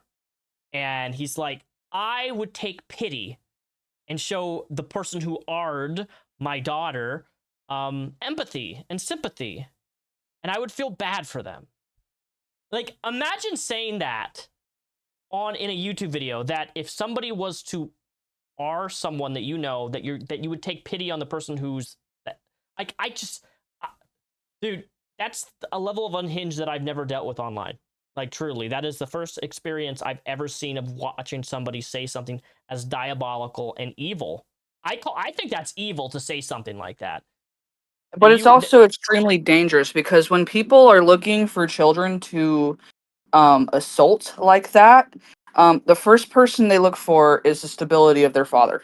If you have a strong father in your family, you're not the people PDF files don't look for that kind of thing. If you have a strong father, that means they look for that vulnerable child's people, going to get places where a parent isn't there or would enable some sort of behavior that would justify that vulnerability being used to exploit. Yeah, like, if you have a strong father in the home or a strong parent system in the home, your child is way less likely to fall into a situation like that. So for him to post things like that, it's just like, that's so incredibly stupid and dangerous. It baffled me when I saw that. I was like, no fucking way, dude. Like, seriously? You're actually gonna say that about your own kid? Like, I was traumatized. And they're gonna be older one day. They're gonna see that one day. They're gonna see that. Yeah, like, your kid doesn't need to be on YouTube. Like, Facebook or Instagram, that's one thing. Post your kid on your social media, whatever. But YouTube, like, that's a whole different, like, platform that gives easier access to other people to see your child. And like, when your child is constantly on camera like that, like, you're not respecting her privacy. You're not not that he really has an issue with crossing people's boundaries. but like you're not respecting your child's privacy and posting videos and stuff of your child being changed online like that kind of thing is not okay. Yeah, like it's how not a normal thing to post a video of you changing your kid. Like that's just so, it's so gross. It's so gross. yeah, no. Like with my baby, like no. There's zero way that my baby's going to end up online in a position like that where people see him even shirtless, like that kind of thing makes me highly uncomfortable. So if you could sit down with Victor, okay, this is hypothetical. You could sit down Okay. with Victor right now, face to face, and have a kumbaya moment where you're like, you need to listen to what I'm about to tell you. What would you say? God, that's a loaded question. And anything. Probably try to reason with him, even though you can't reason. I've tried to reason with him, actually. I've tried to, give a fair response. But I would try to reason with him and tell him, look, like these kind of behaviors that you're doing doesn't just affect you. It affects everybody around you. It affects your wife. It affects your child. It affects the people who have associated with you, like talking shit about other people's merit. Like he doesn't know what Isaiah and I's dynamic is like. The narcissism for me, it was just like insane. I know I can't reason with him. I know that. I've tried. Even when we were friends, I tried to reason with him. But he's just not somebody who is reasonable. Okay. He always thinks he's in the right. But the truth of the matter is, he just projects everything that he feels onto other people around him, and it's like an infection. It's like watching a train wreck turn into Chernobyl. Like, it's insane. Classic Halo. Infection. Yeah, I guess so. Yeah, like it's infectious. Like the negativity is infectious, and it's affecting his wife. Like she's clearly there's going to be a breaking. I'm telling you, there's going to be a breaking point. It's going to happen. Yeah, and it's like I don't want to see that. Like I don't want to see her blow up and get angry. Like I don't feel comfortable watching that. Because as a mother, I understand the postpartum depression. I get it. I'm experiencing it right now. Another parent that just eggs on and eggs on and eggs on and records everything and posts everything online. Like her business is just absolutely everywhere. What she's going through is like absolutely online for the entire world to see. Like I can't imagine. I don't think that Tanya honestly knows the severity of how like large this has gotten. I genuinely don't think she does. But and to be fair, she's taking full care of a newborn and a newborn. Like she's taking care of two children. Is essentially what she's doing. That's a good And point. she's also working full time on top of that. Like I see clips of Victor talking and like his kid is just crying in her bassinet. Like that kind of thing. Like my kid's crying, I'm up on and I'm on that shit like wild on rice. I'm wondering why he's freaking out. And I address it immediately. The trolls. I gotta respond to the trolls. With your child and address your child's concerns before your own. It doesn't matter how I feel, it doesn't matter how I am feeling. What matters is my son needs to be taken care of, period. That's all. Like if he needs to be fed, if he needs to be changed, if he needs to be dressed, if he needs anything at all, it doesn't matter how I feel. I don't care. He needs to be addressed. I am responsible for it. Mm-hmm. I don't know. It's a simple fucking concept. Parenthood. Like it's a simple concept. When you're a parent, your child's needs come before your own. Like that's just basic parenting 101. So if anything, I mean, he's a horrible parent. Like that's the saddest part about this entire situation is that child is involved and she's going through this thing where her dad's not available because he's literally too busy on a computer screen. Like he cares more about his computer. Build my next Lego Star Wars ship in Minecraft. Come on, Julia. I know, right? It's just like, how can you put technology as how can you put such an object before your own child? Yeah, like this interview. If my kid's crying and he needs food, I'm sorry, I'm stopping this interview and I'm going to address my child. No, I'm not. Julia, you can't go fucking take care of your kid. How dare you? I'm more. I know, right? It's like I'm putting this. Yeah, it's like I'm putting the internet away for a second and I'm going to address my child. Like, things have to happen sometimes, unfortunately, for things for a person to hit that breaking point. For me, for you, it happens with everybody. There's a breaking point with everyone at some point, usually. yeah, and it's going to happen with Tanya and Victor. It is a matter of time. It will happen, mark my words. yeah, and it's like there comes a point where she is being an enabler. She absolutely is. Not go as far as to say she's abusing her own child because she's taking good care of her kid. Like, the kid looks fine. Like, physically, the kid's okay. She's doing a great job with taking care of her child. That's not the issue. The issue is by her enabling the abuse from Victor, she's also enabling that abuse toward her child, not just her. And I don't think she understands the severity of that issue yet. And I feel for her, and I want to reach out and help her, but I'm pretty sure at this point she really doesn't want anything to do with me, which is fair. You know, it's fair. But hey, Tanya, You know, if you're listening by some rare chance, there is resources. There are people who want to see you out of this toxic dynamic. I do. I'm sure. I yeah, know and Sarah does. Isaiah does. Julia as much does. as Your IRL high school yeah, friend does. Jenny does. like it's mainly because he can't understand the concept of being a parent, and it truly, deep down, it does break my heart to see her go through this. It really does. As a one mother to another, like, it breaks my heart to see her do this to herself. Like, Victor needs to be in prison. That's what needs to happen. Victor needs to be arrested and he needs to be put into a jail cell. He has no business being around children. He has no business being married. He needs to go to jail and leave the internet, and Tanya needs to just cut her losses and be a single parent, or find another man that can provide for her and her child, and just get out of that situation with her current partner, because it's not going to work. Victor, you need to be in prison, bro. Like, you got to go to prison. Like, there's no redemption for you, bro, at this point. Like, the shit that you've said about my husband and I, like, I personally don't care what you say about me. I literally don't care. But I do care about what you say about Isaiah slightly more. Even though he doesn't care what you say about him either. And it's just like, whenever you open your mouth, you're just opening your mouth to hurt people. And that kind of mentality and living that way, it's just like, I don't know how Tanya does it. I really don't. All right, everybody, it is the famous Sarah Faye. The infamous Sarah Faye, who has gotten, I think, more videos made about them than anybody on the internet. Would you say that's an accurate description? Yeah, possibly at this point, yeah. So tell me, Sarah Faye, how did you meet Victor, or the trans Firebat? Let's go back in time to when you originally met him.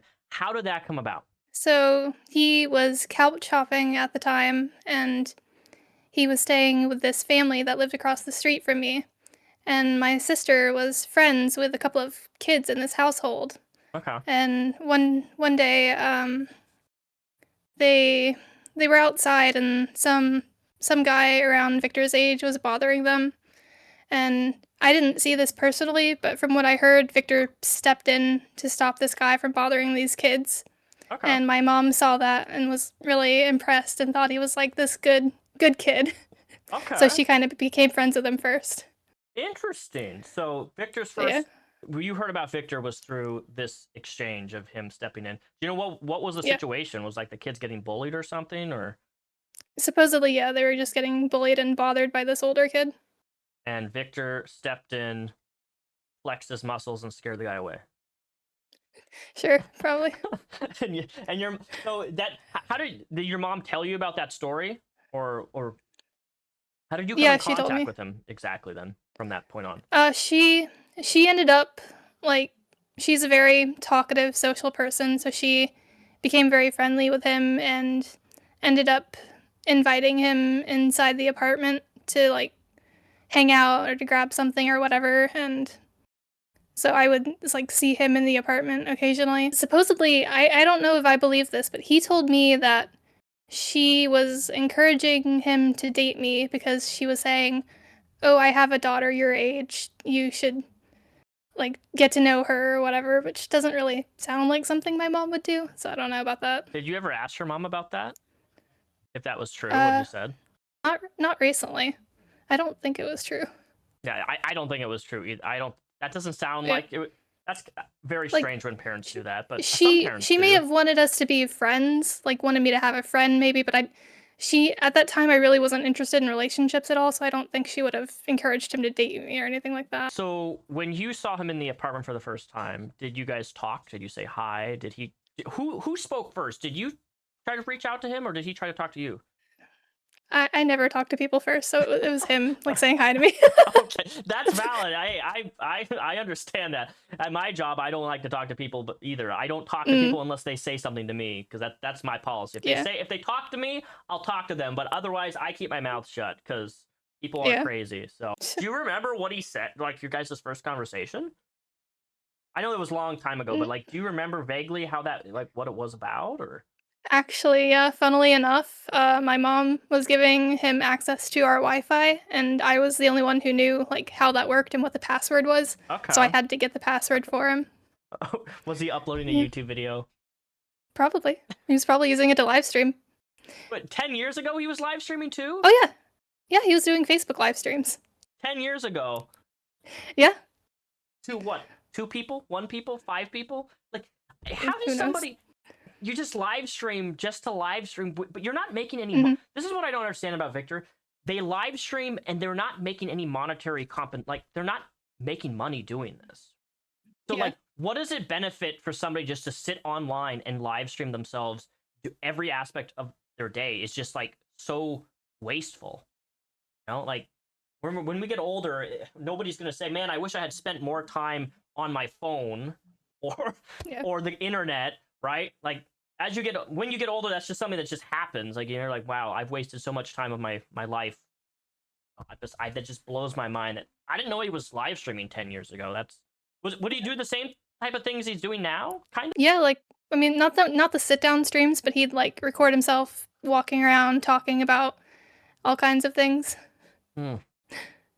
Basically the same topics, like Christianity or fetishes, that kind of stuff.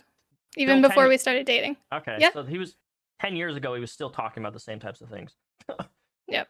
Man, it's a little boring, right? I think it's a little boring when you're talking about the same kinks and fetishes 10 years later. Oh yeah. So obviously he asked you on a date, right? Like, how did that come about? Yeah. Did he get invited to your house by your mom, invited him in, and then he just saw you, was like, hey, I'd like to take you on a date? Because from what I've seen of his interactions of asking people and people I've talked to, he would just like very forward and very direct. He's like, I like you. You're hot. Let's go on a date. That's basically how it was. Shortly after we met, he moved to Olympia. So we only had like maybe 2 or 3 conversations in person before he moved, but we kept in touch on Facebook because he would continuously like reach out and message me.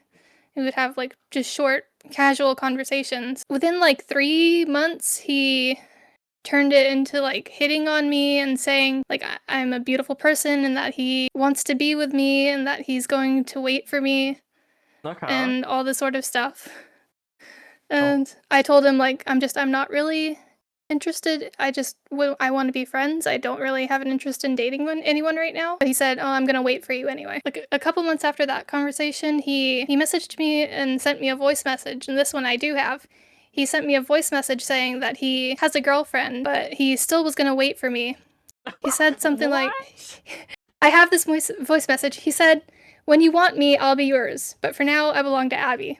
And he said it very dramatically. I have a girlfriend now. Her name's Abby. She's not you. When I said I'll wait for you, I meant it. I'll wait. You're not a placeholder. Neither is Abby. No one's a placeholder. Just want to make that clear. When you want me, I'll be yours. But for now, I belong to Abby. Yeah, I hope things work out well between us, and I hope me and her can actually have a relationship this time. I miss you. I really miss helping your mom out. I really do. Not because of the monsters, not because I got to get things, but because I actually miss you guys.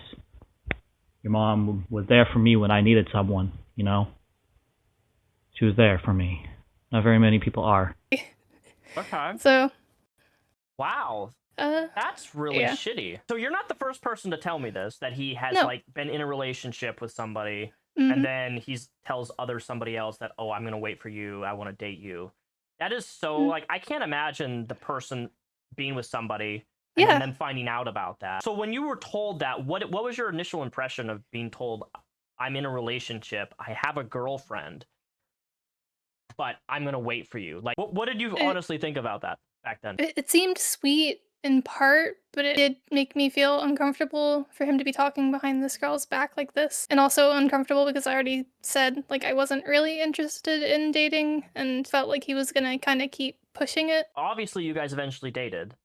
How did that happen? Did they have a breakup? Or what was the point at which you were like, you accepted, hey, let's date? Because you've made it very clear that you didn't want to be in a relationship or date anybody. So what was that transition? How did that happen? I still don't even really understand how it went from me saying I don't want to be in a relationship to agreeing to go on the date. I do know eventually, like a couple of weeks before I agreed to go out on a date with him for the first time, he started just casually saying, I love you. Before we were even in a relationship, he would say, I love you at the end of his messages, as if we were already dating. I would just like brush it off and ignore it. That's a pretty big word. That's a big 3-letter word. I don't moving like it fast. I don't like it when people throw big words around like that. Yeah, I don't either. It kind of puts like a pressure and a burden on your shoulders, doesn't it? When somebody's just like, I love you, and you feel almost like you have to reciprocate that, and you may not. Yeah, that's what I was gonna say. You may not even be at a state in a relationship. Like relationships require people to get to know each other, right? And naturally, you develop feelings if it's successful for that person, and eventually you will probably say the words "I love you" to somebody. But like just throwing that out there, that is like, would you say that's love bombing? A little bit. Yes, definitely, yes. And I just like I felt like I had to like give him a chance because he was already like in love, so into it. Yeah, and I really wasn't, but I was like, okay, I'll give it a chance. What could it hurt? How bad could it be? I can at least try it and see what happens. And so I agreed to go on a date with him, and that was a mistake. What was? Do you know if he is still in a relationship at that point or no? I have no idea. I don't have anything in my messages about it, so I don't know. Okay. I would assume not. If I wouldn't have agreed to if I knew he was in a relationship. Because I was just because earlier it was mentioned that he was in a relationship, but he wanted to wait for you. So that's why. Because like I wonder if he cheated on her too with you, right? That's what. I don't think he cheats with women. I mean, well, no, not physically. I don't know. But never mind. I take that back. But all of his relationships are very, very short. So I think, like, besides me and Tanya, all of his relationships have been short. So I think it had probably ended by that point. Because it was about a month after he'd said that. Honestly, yeah, he probably honestly would have told you, oh, I broke up with so now I want to date you. Like, he just strikes me as the person who has to tell you everything that's happening, right? Like, she's gone. Now I've waited for you. I'm available now. Yeah. All right, so your guys' first date. Tell me about that. Oh, but let me go back. Was this your first? You have been on dates with other people prior, right? This was not like your very first date, right? Or... Nope, that was my first date. Oh, Victor was your first date ever in your life. Was Victor ever? Oh man, I'm so sorry. See, See, he is like the first person that showed an interest in me, so I feel like that's why I gave it a chance. Is like, oh, okay, for once somebody actually does want to date me, then I should at least try it and see what happens. You know, I haven't experienced this before. No, I completely understand that. Trust me. One of my first relationships I got into, which was a very public relationship on YouTube back in 2019, I felt very similar way. I had been in relationships before, but I had somebody who was like really like expressing interest in me, and I wasn't used to that. They weren't my type, but you know, I gave it a chance anyway because like they're expressing really interest in me, and I was like flattered. I'm like, wow, wants to date me, so I gave it a shot, and it was one of the biggest regrets of my life. And like that's another thing is like he's not my type at all. Like I'm not into. No offense to anyone, but I'm not into people who are still amused by poop jokes. You know, like fart jokes, poop jokes. Those are his humor, and. Well, I have to disagree. Fart jokes. I know. I'm a fart joker guy. I'm gonna be 60 years old, and when somebody farts in public, I'm still gonna laugh. I remember you saying that. Poop, not so much. But Okay. fart jokes. I mean, just last night I was next to my dog, and my dog just let one loose, and I just lost it. And she was looking at me and just like, okay, you old granny dog. She's looking at me right now. She's like, pure judgment. Are you the type to Dutch oven someone, or is that too far? I've been Dutch oven. I'm a proper farter. Okay, like I'll get up and like lift my leg and let it loose, but I'm not gonna trap somebody like under the covers. I think that's something at least. That's abysmal, right? Like we don't need no more. Step too far. No more holocausts. No more entrapment. We're good there. I do have consideration. Yeah. Great. So your first date with Victor, I'm assuming it was memorable, or was it? I mean, bad? Not Was really. it good? It wasn't memorable, so it was bad. I mean, it was average, I would guess. I don't know. I haven't been on a whole lot of dates, so I wouldn't know. But mostly we just walked around, and we went to this like Asian buffet and ate food, and mostly just walked around. He insisted on like taking a picture together, which I hate having my picture taken. For the first date. Sorry. For the first date. Yeah. He insisted on having a picture with me. So that was basically it. We just walked around and talked, and during that day, he did like talk about how he wanted to kiss me already, and I was like, that's too fast. Don't do that. I don't want to do that yet.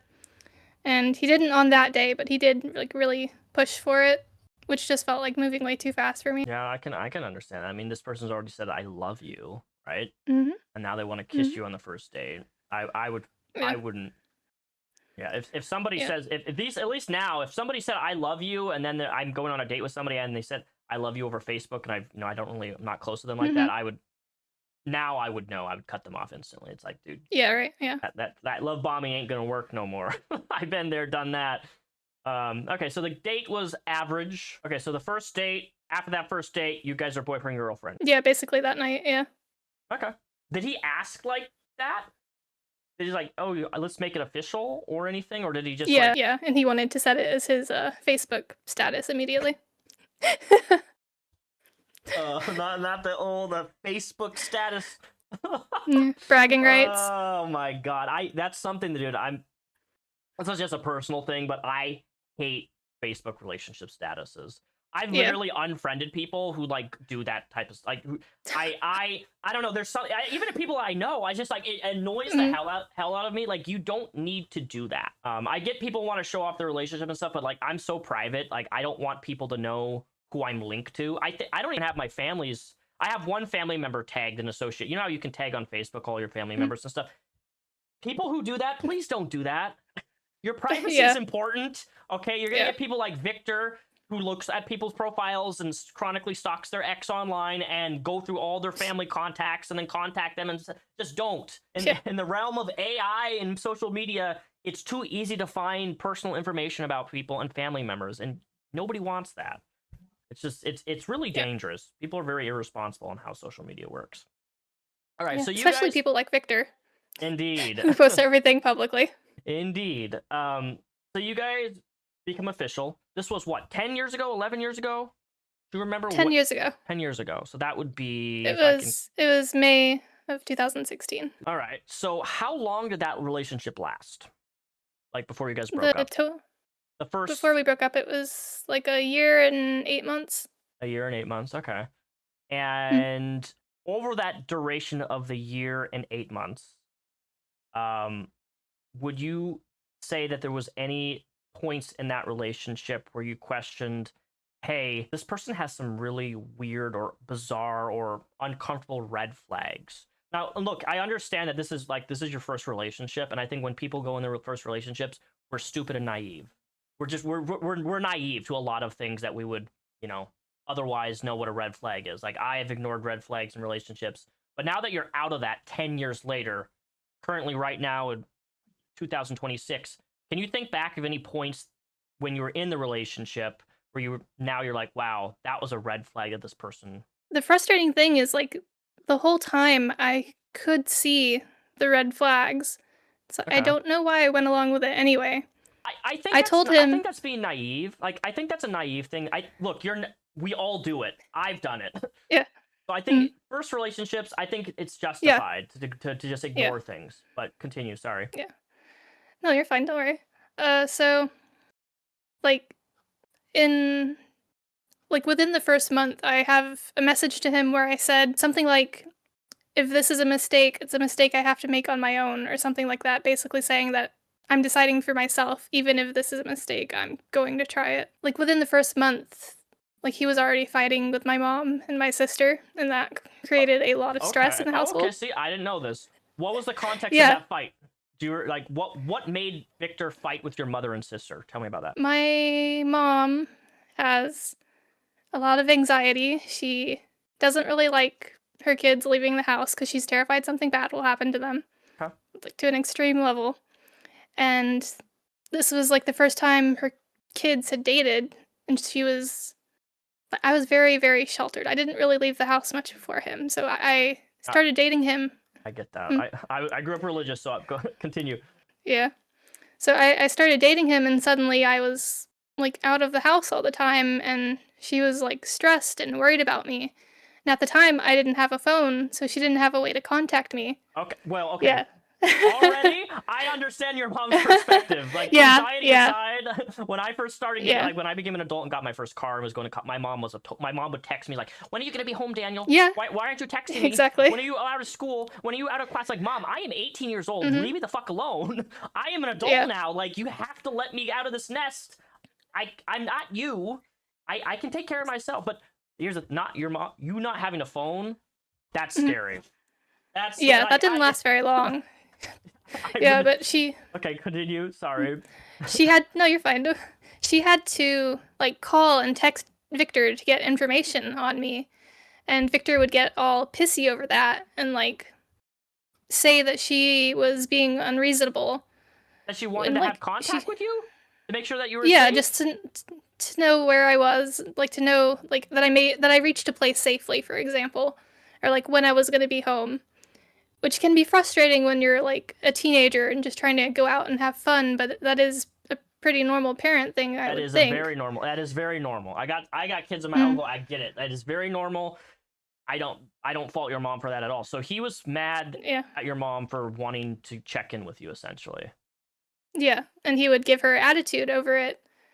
And, and, like, if he saw her in person, he would just be kind of pissy with her, and then she would kind of treat him the same way back, and it would kind of be like him acting like she's the one in the wrong, like not understanding that he's causing the issues, he's causing the tension. So he would try and say it was my mom that was the problem. Of course, that sounds very familiar to normal pattern recognition that we've been observing. Tanya, you know that it's that live stream he did where she asked him a question. He's like, turns around, what the F do you know what I'm talking about? Like, I didn't see that until today, but it's crazy. I can't. You mentioned your sister. What was the context of that? I can't remember more specific details, but he would tease her and make fun of her, and she would get mad over it. And he would just sort of escalate. What type of teasing would it be? Making fun of her appearance, criticizing the way she dressed. She used to wear, like, crop tops and shorts and stuff, and back then he was very in a religious mindset where he was, like, all about modesty. Oh my, so he would try and police her clothing. Really? So he would try to police your sister's clothing, who he's not dating, who he's not in a relationship. Well, even if he was in a relationship, like, you shouldn't be dictating what people wear. That's... Like, he would say it made her look like a slut or whatever, and she was 16 and we were 19. Oh, okay. Wow. Important one, he would also make fun of her breast size and said she had small boobs, talking about a 16-year-old's chest. Yeah, that's inappropriate. Yeah. That is so... Did your mom ever know about that? Sometimes, yeah, and she would be understandably furious and try to kick him out, which would only make him angrier. The big issue between him and my mom was him wanting to, like, stay at our home for longer periods of time than she was comfortable with. Like, we would agree to, like, a couple of nights, and he would push for, like, a week straight, which is just too much. Wow. With so him, he at was least. practically trying to move in, is what you're trying to say. Like, over welcoming his stay as long as possible. Yeah. Was he living? That's Was he living by himself, or what was he? Was he with a roommate? no. What was he? He lived with his sister in Olympia at the time. Okay. It seems like they're kind of like they like to leech with their living arrangements. I've noticed. They always have, yeah. Okay. So He did eventually move in with us. Oh, okay. See, I didn't know this. This is why we're having this Yeah. conversation. So he moved in with you guys. Okay. Yeah. When you guys were dating at the time still, right? Yeah. He moved in with you guys. How did the moving in conversation happen? Was that something that he pushed for, you pushed for?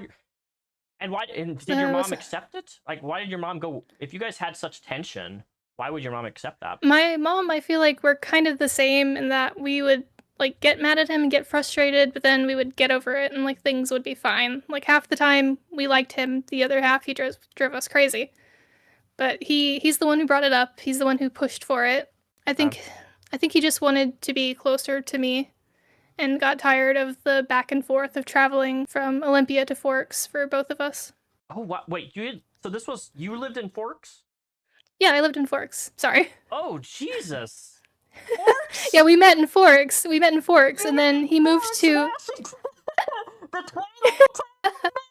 yeah, Twilight Town. Dude, I love Forks, but there's nothing there. So Exactly. So when you talk about shelter, that's just now I really understand. There's the little market there is like this tiny little That's wild. Uh-huh. You met in Yeah. Forks. No wonder, Yeah. no wonder you didn't have any, like nobody to date. There's nothing. What is the population's like less than 1,000, I think. It's like 2,000 and something, but still, it's nothing compared to like where I am now or where he is now. That's It's crazy. Wow, it's like a true Twilight love story. Not, but No. Fun fact, before we move on from Twilight, my sister was in the Twilight Festival. I won't say which character for her privacy's sake, but she got to play a certain character, and she got to wear 2 of the costumes that were actually in the movie worn by the actress, which is one of the coolest things ever. That is super cool. I just gotta brag about that, yeah. That's amazing. Did Victor find out about that? Yeah, we were broken up by that time, but he knew about it. He moved in with you guys. How long did that last? I imagine it didn't. I don't have like strong memories of that time because it was very stressful because everyone was fighting all the time, and I hate conflict. They were the initiator, correct? Like in every instance. Like, yeah. Can you just name some obviously like slut shaming your sister and stuff like that? Did that continue when he moved in? Yeah. Yeah? Aside from that, I don't remember specific things that they would argue about, but it was just usually him getting pissy over nothing. Just him giving people attitude when there's no reason to. When he moved in, was he paying rent or no? Was there any agreement with rental or some sort of payment? Even if there was no rental agreement, like one of the stipulations when I lived at my parents' house when I became 18, right before I left, is like I had to do chores. I had to clean the bathrooms and mow an acre of lawn in order to be able to live at my parents'. Like, was there responsibilities or anything trade-off, or was just you can move in and do whatever you want? I don't think there was anything. There might have been. He might have had food stamps at the time and was like asked. Hold up. You said food stamps. Now look, there's nothing. There's nothing wrong with anybody on food stamps, but I swear to God, he just like 2 days ago on Livestream was critiquing you for being on food stamps. And he's on food stamps currently, isn't he? I don't know. Is he on? I don't know. I don't think they make. There's nothing wrong with that, but like that's crazy that he would try to criticize you for food stamps. Yeah. And they're in a video 2 days ago criticizing, saying like, "Oh, Sarah Faye is a nothing. She works at a gas station and lives off food stamps." Like, did you hear about all the clam chowder he made? The ingredients for that were bought. I saw a photo of some clam chowder. And I saw a basil leaf still in the soup, which I was internally screaming. It's like, bro, you're supposed to take the bay leaves out. So that was bought with food stamps. He also has TANF and one other sort of financial aid thing. I'm not sure which one. Oh my God, that's like rich. it's just that is rich. It's just he's always a hypocrite about things. How do you live with your I can't fathom. Maybe it's because I'm autistic, but like the idea of like me being critical of someone on the internet of like example, screw anybody who's on food stamps, you lazy sack of shit. But then I'm simultaneously using foods. Like, I don't. That level of disconnect is like just blows my mind how people can do that. Like how you're not consciously like, wow, I am a asshole, but I'm not just a hypocrite. I am everything that I judge people for. I am that. How do you sit in a glass house and cast stones? Okay, so they were on food stamps. He moves in. You guys have a lot of tension. It was very, very stressful. What was the breaking point that got him to like get out of the house? There's a little bit of a back and forth with that. Eventually, the fighting got so bad that he decided that we should move in with Feton. I don't know if you've heard about him. He's the one who has given Victor like thousands of dollars. Isn't that He was our mutual friend. Isn't that he's been in his videos, hasn't he? Yeah. He's kind of like, he has long hair. Is that what I'm thinking of? Yeah. Okay. Yep, that's him. So, like, Victor decided to move in with him. I don't remember this conversation. I don't remember agreeing to it, but I know it was only 4 months into the relationship, and like it felt like I was like being taken away from my family, like that early on scared me. And like, he wanted to take you. Did you move in with him or did he? Yeah, we both moved in with Feton. Oh, you both? Okay, I didn't know that. Yeah, 4 months in. And I was like kind of being separated from my family already. No offense that's to a big Feton. deal. No, that's a big deal. Yeah. Especially if you've never experienced being separated from your family, and now you're. It was my first time moving out. 3-4 hours away. You were in Olympia at the time? Feton, he lives pretty close to Forks, so we were still nearby. We were like half an hour away by bus, but I would only be able to get back to my family by bus, and I didn't have a car at that point. Okay. But it just was like the worst experience of my life, because like back then we used to fight a good bit, but I am so close with my sister. I always have been. We always do like everything together. Yeah. I hated being separated from her. And I remember feeling like I didn't have a choice. I don't remember agreeing to do that at all. This was like my first time being separated from my sister, and we were talking about how like, oh, this is going to be our first Halloween not being together, and we were just both so upset about it. Yeah. And we lived with him for a couple of months before eventually moving back in with my mom. We moved out of Feton's because he was fighting with Feton's mom. Okay, so he likes to fight with people's moms. Got it. Yeah. What was he fighting about Feton's mom about? Not for sure. It was probably about how he used food, because he would waste a lot of food. There was one day where he took like 12 cans of just random crap out of their pantry and just threw it all together in a pot and just made this random mashup. And Feton's mom was so mad because it just used up so much of their food at once for nothing. And they didn't have a lot of money. 12 cans is a lot. It was a lot of food. 12 cans is a lot. I don't even want to imagine what monstrosity. Just like, here's a can of corn, here's a can of green beans, here's a can of chicken. Basically, yeah. Here's a can of coconut milk. Oh God, here's probably. Here's a can of tomatoes. Here's a can of olives. I'm trying to think of 12 different cans of just like, dumping it and just, God, Firebat needs to watch some of my cooking videos, because like I have a couple cooking videos like with over 1 million views, and people loved my cooking stuff. I've made some really good, successful recipes. Firebat, if you're watching, which I know that you are, watch some of my cooking videos. I teach people how to make an inside and out grilled cheese. I bet you've never had one of those. Delicious, absolutely a must try. And I've made Panera Bread's broccoli cheddar soup, and it's better than Panera Bread. But that's besides the point. Okay, so you move out of Peyton's house back into your mom's house. Does he come with you guys, or does he stay with Feton? He moved back in with my family and I. Okay, so you guys moved stayed there back in. Stayed there. How long, you think? Maybe 2 months before he ended up moving back in with his sister. What was the breaking point then to move back in with his sister? There had to have been something. Oh wait. Okay, so before we moved out of Feton's, something happened that I Okay. think you'll Yes, tell find me about it. interesting. Tell me all the details. This wasn't the breaking point, but it should have been. But we were out just going shopping or something like that, and Victor found out from a friend that apparently my mom was smoking weed. And oh my Oh, no. gosh, guys! uh-huh. Not the no. Continue. And at that time, he was very like anti any substance. He was like freaking out, trying to tell me like that's illegal. That's illegal. We need to call the police. What? On your on weed? On my mom. On your On my mom for weed. For the devil's lettuce, okay?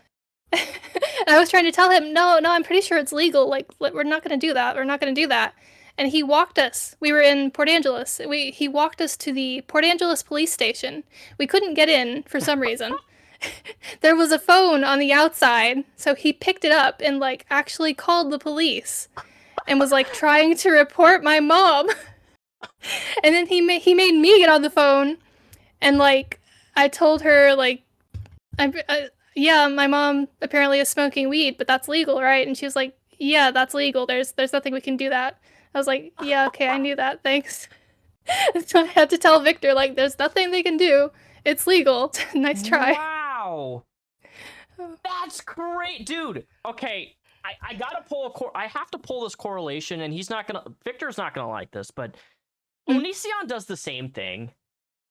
Like, anybody who knows anything about Onision, he is super anti-devil's lettuce. Yeah, So, I remember that, yeah. What is with these people who are super anti-devil's lettuce, who are like some of the most deplorable, disgusting people imaginable, that are so against like what other people do with their own lives and other substances? Like, that is so strange. That is fun. That is hilarious. But also, like, they're so naive and stupid, they didn't even know that it's legalized in Washington State. He wouldn't listen to me when I was saying, no, it's legal. It's legal. There's nothing we can do. We don't need to call the police over it. You could type into Google, is Yeah. Devil's lettuce But legal in Washington? He wasn't going to do it because Victor knows best. Oh my god. And it's funny because he went on to like occasionally like try gummies and stuff like that. And I don't know the lingo, but like THC drinks, I think, or weed drinks. I don't know what they're called. But he's used those occasionally. But he forced me to talk to the cops about my mom for weed. Why wouldn't he do it? Why wouldn't he talk to the cops about Devil's lettuce? That's so weird. He was like, well, it's your mom. It's your mom. You do something about it. Yeah, but you're the one who's making it an issue. He's the one who's making it an issue to report somebody for a non-criminal act. Mm-hmm. Mm-hmm. And he doesn't have the spine to talk to the... Oh my god, that's crazy. Yeah, that's wild. Okay, so... Yeah. Interesting. Yeah, that's... Okay, thank you for that. That's a new story lore I did not know. Yeah. So you moved back in with your family. I don't think there was any other big breaking point. I think he got tired of not being able to find work in Forks because, as far as I can tell, he did try, and there really is nothing there. No, there really isn't. Yeah. So he moved back to Olympia to get work again, and moved back in with his sister. Okay, so when he moved back in with his sister, is that when your guys' relationship? You guys were still continuing your relationship, or would that end? No, we continued it for probably like a year after he moved back in with his sister. I'm gonna pull a Firebat. Interesting. Interesting. He loves that word. Interesting. So if I'm saying interesting a lot, just know that's the context. You guys continue your relationship for a year. What caused you guys to break up? So in the end, it was basically related to the cheating, and it was also relating to him being controlling. We had a conversation where I was at home in Forks, and he wanted me to come visit him the next day. And I was like, well, no, I want to put it off until the day after tomorrow. I have something going on that I want to be here for. And he was like, just furious that I wouldn't come the exact day that he wanted me to be there. Because he was like, oh, that's less time than I get with you. You need to come on this day. Yeah, that does sound very controlling. Yeah, we argued about it, and it escalated to him, like, insulting me and calling me names on the phone. And I already hate phone calls, so I just hung up the phone and told him I wasn't going to talk to him until he calmed down. And he started, like, spamming Messenger, and part of it was saying that if I didn't pick up the phone and talk to him, he was going to go cheat on me on Craigslist. What? Uh-huh. What? That was his threat. Uh-huh. Yeah. Talk to me or I'm gonna go cheat on you. And at that point, you just said, go cheat on me. Basically, yeah. It was this thing that he claimed he felt so remorseful over, but then to see him try and use it as a weapon against me, that's when I ended the relationship. Then that conversation, I was done. That's valid and fair.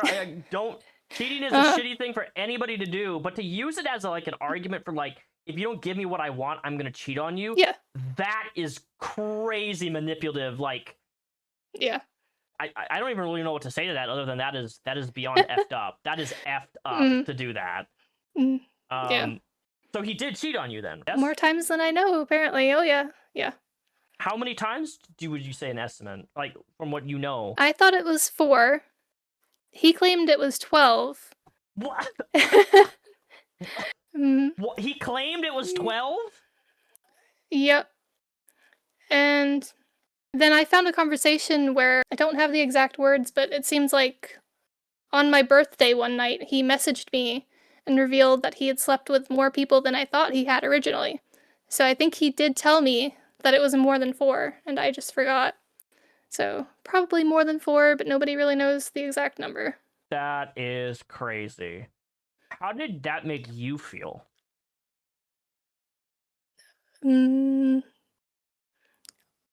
Awful, because like I said, he was the first person who showed an interest in me, and then it felt like he wasn't really interested in me. He just didn't want to be alone. Like, he wasn't attracted to me or in love with me. He just wanted someone to keep him company. Yeah, so that alone. It just made me feel like he didn't want me. Lonely desperation thing. That's something that Isaiah and Julia talked about, because apparently he was wanting to date Julia and Julia's friend and stuff, and was like doing the same thing. Even with Jenny, he was doing the same thing. Like, he's made it very clear that he didn't want to be alone, and like that is such a selfish reason to date somebody, because you just don't want to be alone. Like, there's so much more to people than just that. And at that point, if you're dating somebody because of your own, feelings of not wanting to be alone, your desperation attempt, then you shouldn't date at all, because you're doing it for the wrong reason. I'm really sorry that I'm sorry for that. Your first relationship was literally being cheated on multiple times by this individual, and then them using the cheating as a weapon against you is beyond messed up. Nobody deserves that. Crazy. I'm really sorry that happened, Sarah. That's I've been cheated on too, so I do know, like, it really does tank your self-esteem, and it makes you. It really it's trauma. It really is. Being cheated on is a traumatic experience for anybody, and it takes a lot of therapy and work to get through that, because then, any future relationship you have, there's always going to be that thing in the back of your mind. Am I really worth it? Yeah. Am I really going to be loved or cared for? Is people not going to cheat on me because this one person did it, and then they use cheating against me as a weapon? So, like, am I really valuable enough not to be cheated on? Like, at least for me, that's one of the things that I went through with being cheated on. So, like, I'm sorry. I really am. You did not deserve that, and I hope you never have to experience somebody cheating on you again, because once a cheater, always a cheater. That is my line. I always say that, like, literally. If you're going to cheat on somebody, just break up with them. And if you're going to cheat on somebody, or there's somebody else, just break up with them and go do your thing. Like, don't ever use cheating as a weapon, because that is beyond manipulative. That is not normal. And anybody who does that is abusive. You will not convince me otherwise. I don't care what somebody says or does, how much they've changed. That is an abusive thing to do to anybody. So I'm sorry that happened. So he cheated on you a bunch of different times. You mentioned Craigslist. So I saw something about Craigslist in Discord chat. You said that he was using Xbox to make Craigslist dating ads. Yeah. So we had an argument where he claimed that the cheating was purely sexual addiction. It wasn't something he was actually into. It was an urge he couldn't control. So he would switch sometimes from a smartphone to a dumb phone to try and, like, remove the temptation or, like, make it harder to cheat, because he wouldn't have internet on, like, an old flip phone. So one time when he had this dumb phone, he wanted to take the Xbox that he had bought for me, which is a whole nother story, but he wanted to take that Xbox and use it, and he said it was so he could play games, but I feel like I was super paranoid at this point, but I was worried because he had used Xbox to cheat in the past. Like, I had found it in his history. He had used Xbox to write posts on the personal section on Craigslist. I didn't. So I was like, no, I'm not going to give you that. I didn't even know you could act like. I know consoles have like an internet browser, but I didn't even know you could like access Craigslist via your X. So he was making Craigslist ads on an Xbox. Mm-hmm. Oh my god, that is pure desperation. That's crazy. That's nuts. How does somebody use the console internet browsers are dog water? Yeah, they're horrible. yeah. I don't know how anybody uses that. That must have taken like hours to write a message on Craigslist. Wouldn't happen to have any screenshots of those old Facebook ads, would you? Of like him? I have one Craigslist ad that might have been shown in your first video, I think. I'm not sure who's shown what at this point. You also said that he used the library to cheat. Is that true? He would go to the library to cheat? Yeah. Yeah, he And how did you find that because out? he couldn't. Did he tell you that? No, one day I walked up behind him to surprise him at the library, and he was on Craigslist, going through the personal section. In a public library. But like Craigslist is like a little more discreet than like FetLife or something, so he could get away with it a little easier back then. So when you approached him in the library, what did he say? Did you say anything when you saw that, or did you bring it up to him? I think I just left. You just left? I think I just left, and we had a fight about the cheating. And every fight that involved the cheating was what? This addiction? That was his excuse? Yeah. Yeah, Okay. addiction, and saying that like it didn't mean he didn't love me. Like, it meant nothing, basically, is what he tried to say. If you cheat on somebody, you do not love them, plain and simple. Exactly. It is an active choice. It doesn't matter if it's an addiction or not.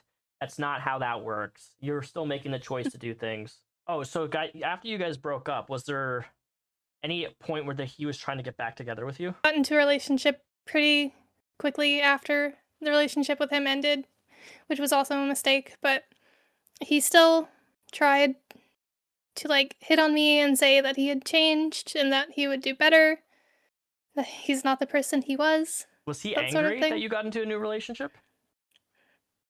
He switched between like acting like he was happy for me or being angry about it, but he hung out with me and my boyfriend at the time, the other guy I dated.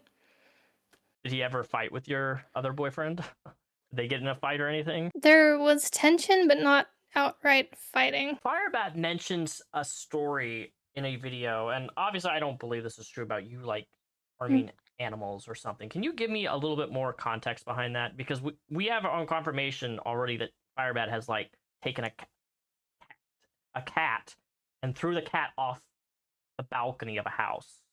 Like they've mentioned that. So I'm curious on why he would try to accuse you of like abusing animals. That's a pretty serious thing to claim. You can see when he's talking about it that he's just being malicious and trying to lie and trying to hurt me. I think it's more protection. He has at least 2 incidents of like animal abuse that I know of, but I don't remember what the other incident was. I don't know if the animal died or not. I grew up before my family moved to Washington with my dad. We kind of lived in like a cat hoarding situation. There was a lot of animal deaths and a lot of bad things that happened, but I'm not some animal murderer. So you guys had like lots of cats and cats died, and he tried to say that you caused them to die. Yeah, there's a couple of stories that I'm thinking of that he could be like twisting to try and make it into me being a murderer when it wasn't me. Like there was this time where when I was like really little, like 5, like really little, my family had 2 dogs and they got out and they ran across the street and one of them got hit by a car and died. And Victor used to make us jaywalk a lot. He used to make us run across the road, and I would bring this story up to him to be like, can we please not jaywalk? Can we not run across the busy road? I don't want to die. Yeah. I mean, your dog passed away. Yeah. He was when he was trying to call me this animal murderer, he said we were like walking back from McDonald's on the side of the road, and he said I was telling him the story about how I murdered an animal. But I could see myself talking about that incident with the dogs on the road. Like if we were out walking, it would make sense for me to talk about that time where my dog got hit because he was probably trying to make me run across the road and I didn't want to do it. That's such a strange like- and bizarre twisting of information. But wait, He- how does that make you how does that make it your fault though that a dog was your dog Yeah. was hit by a car? There's Uh, correlation with that? That doesn't make any sense. Earlier in the year, like a few months ago, he told the story and he said that I let them out and that I wanted them to get hurt. I was like 5. I had nothing to do with it. I was in the bathroom at the time. I had nothing to do with it. With this story, I don't know if it feels like he's maliciously twisting it. A lot of the time, it feels like he genuinely is delusional and believes things wrong, but for this specific thing, it feels like he's lying because he knows it's the way to hurt me. Yeah, I mean, I once had an incident of somebody, my dog passed away, and she was diagnosed with kidney disease, right? And as like the doctor, it's kind of a similar situation, but the doctor prescribed this it's like chewables, like these chewable things that help it relieves pain in dogs, right? It just makes them go bathroom easier, just be able to move around easier because I had an elder dog and it had devil's lettuce in it, like a type of devil's lettuce oil, whatever. It was to help your dog. It was doctor prescribed, highly recommended. I looked into the product before I even tried it. Anyway, I talked about it on a YouTube video once, and this person who was stalking me at the time made an entire post about how I was the reason my dog got kidney disease, and the reason my dog died was because I gave them this medication that's designed to help elder dogs with their joints. It's like a hip dysplasia joint medication. And they're like, Daniel killed his dog. And I remember seeing that on social. One of the few times on the social media I lost it, and I replied to them and quote tweeted them, and they got absolutely ratioed the hell out of, obviously, to say that but I was pissed. So I totally understand being hurt when somebody tries to use like the death of an animal, like a normal thing that happens to animals pass away, animals escape.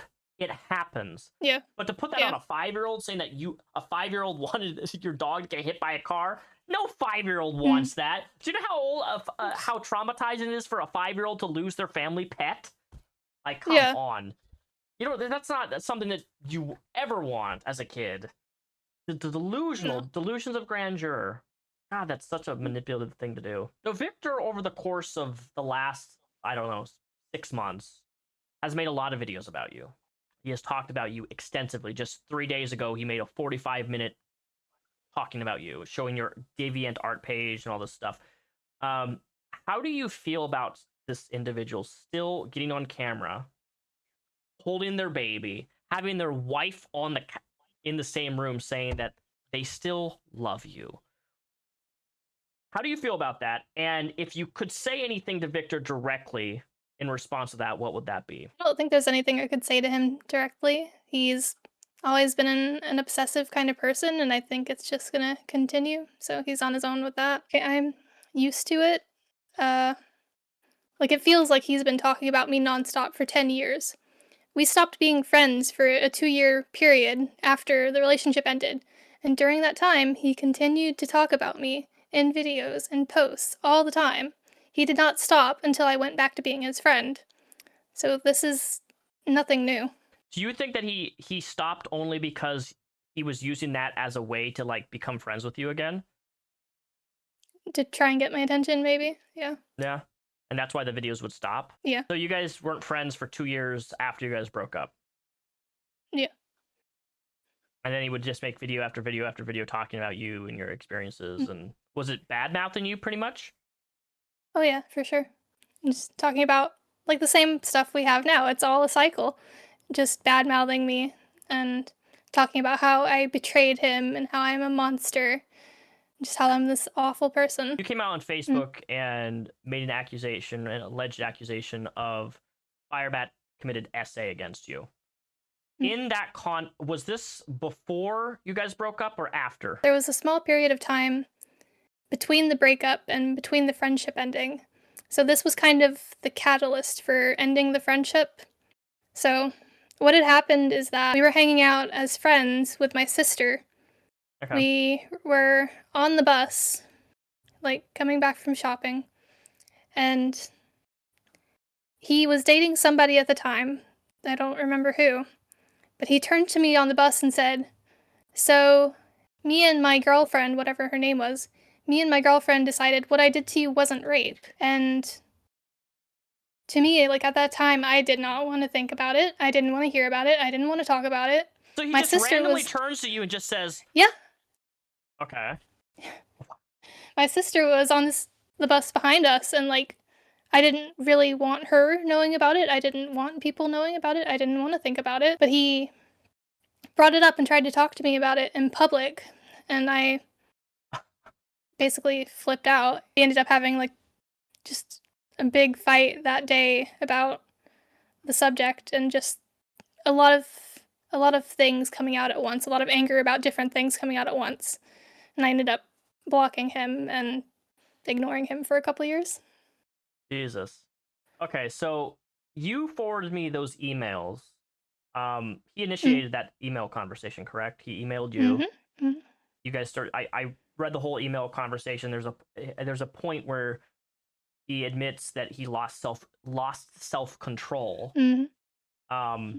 And my question to you is, if like he's on record saying that he committed SA against you. He has not denied this. Well, I mean, he has denied it, but like he goes on record all the time and says, "I did this to Sarah Faye. I committed SA." He's like, "I don't care that I SA'd her. I blah blah blah blah." He has said this so many times in videos, like I don't even keep track of it anymore. It's documented that he has done this thing. He has said that he's done this thing. In email just last month, he confirmed it again that he lost self-control, which is why he SA'd you.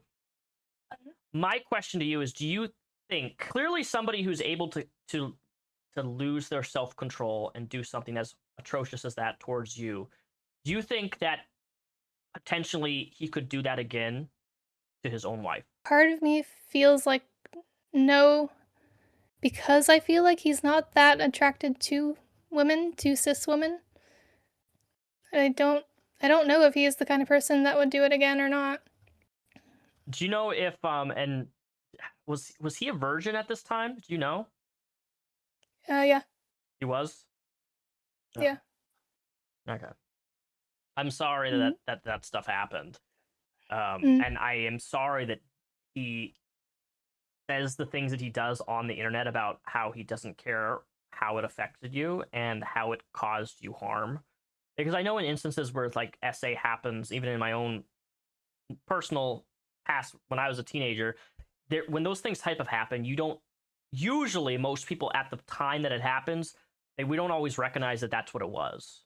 Like that happens all the people, you don't realize until months, weeks, sometimes even years later that, hey, this person did what they did to me was wrong and it was SA.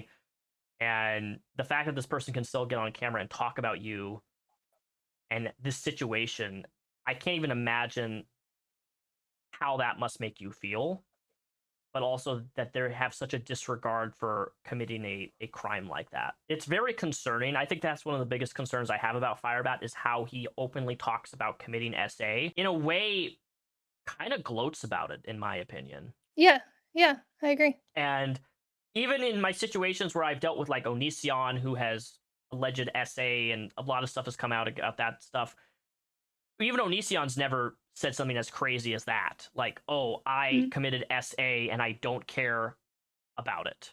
Deal with it. Like, that is some of the most like deplorable, inhumane,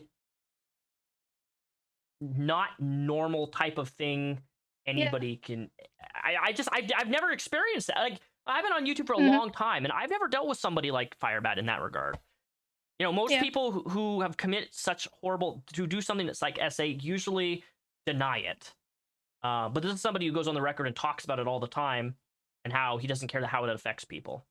And that's scary, especially when they're a parent now with a newborn daughter. You know, that's always in the back of my head. I think about that all the time, and the things that he said about you and that situation, and he just his complete lack of disregard of like, I did this 10 years ago, deal with it. I'm a changed person. That's not how change works. No. You don't get to say I've changed while you've committed a physical act of trauma against someone that they have to live with the rest of their life. Firebat's wedding. So you went to Firebat's wedding. You guys were broken up.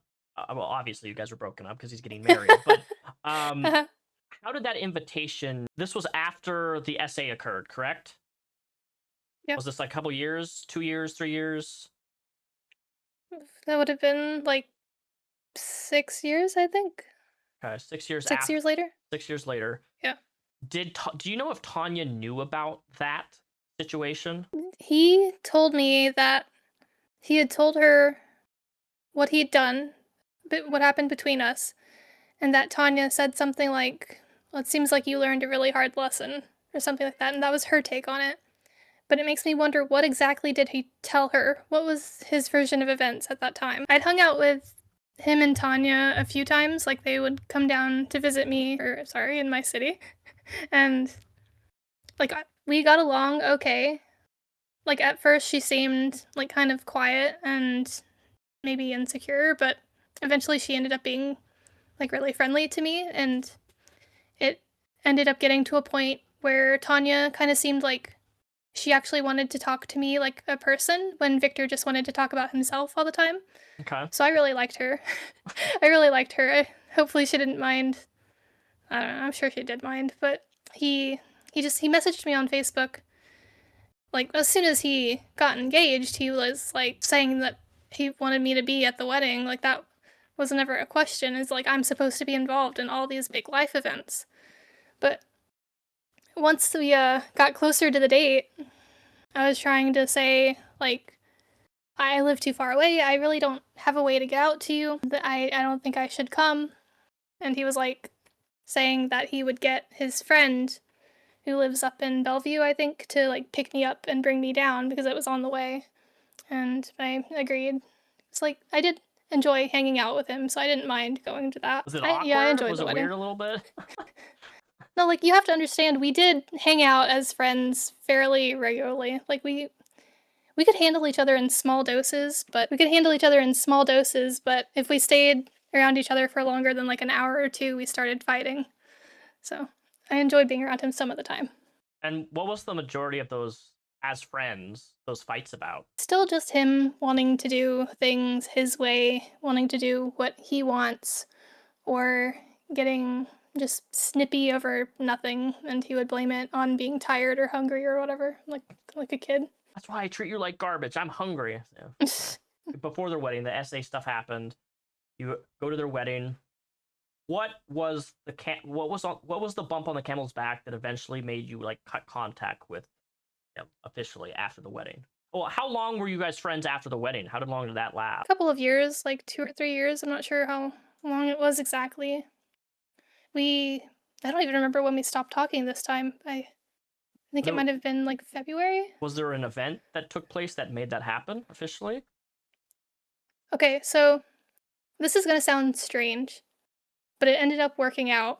My mom would ask me, like, why do you stay friends with him if he just always gets on your nerves? Like, why are you still talking to him? And I would always tell her, like, I don't know, I feel like I need something big to happen before I can end the friendship. And then like closure, a little bit like closure. Or maybe more like an excuse, or like a reason to like slip out. And like, I don't know.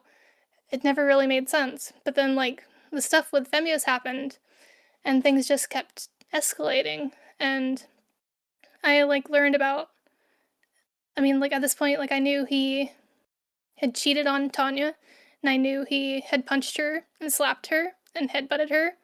And I didn't like the person he had become, but I guess he always has been this person. I just decided it wasn't worth the drama anymore, the stress. He wasn't friends with me because he liked me. He just wanted to talk about himself and to have someone to talk about himself with. Gotcha. So I just didn't see the point. Yeah. It was one of those succubus relationships of friendships. Yeah. Essentially. And then after the I don't know how YouTube like censors this, like how the YouTuber lingo, but he did the like suicide bait video, suey bait video, He did the not alive. the knife video. He did the not alive. aliving bait, is what we call it. Yeah. That's the YouTube term, not aliving yourself. Yeah, so he did the not alive thing with a knife. Yeah, yeah, and like I feel a little bad for this. I wasn't going to like try and check on him or anything because I didn't believe it when I saw the video. I saw it live. He's made threats in the past. He's made like videos and posts alluding to the fact that he was going to end himself. So I didn't believe it. I was just going to let it play out, whatever. But one of the streamers who had been covering him, the Trough, messaged me, and he was really, really concerned. So he asked me to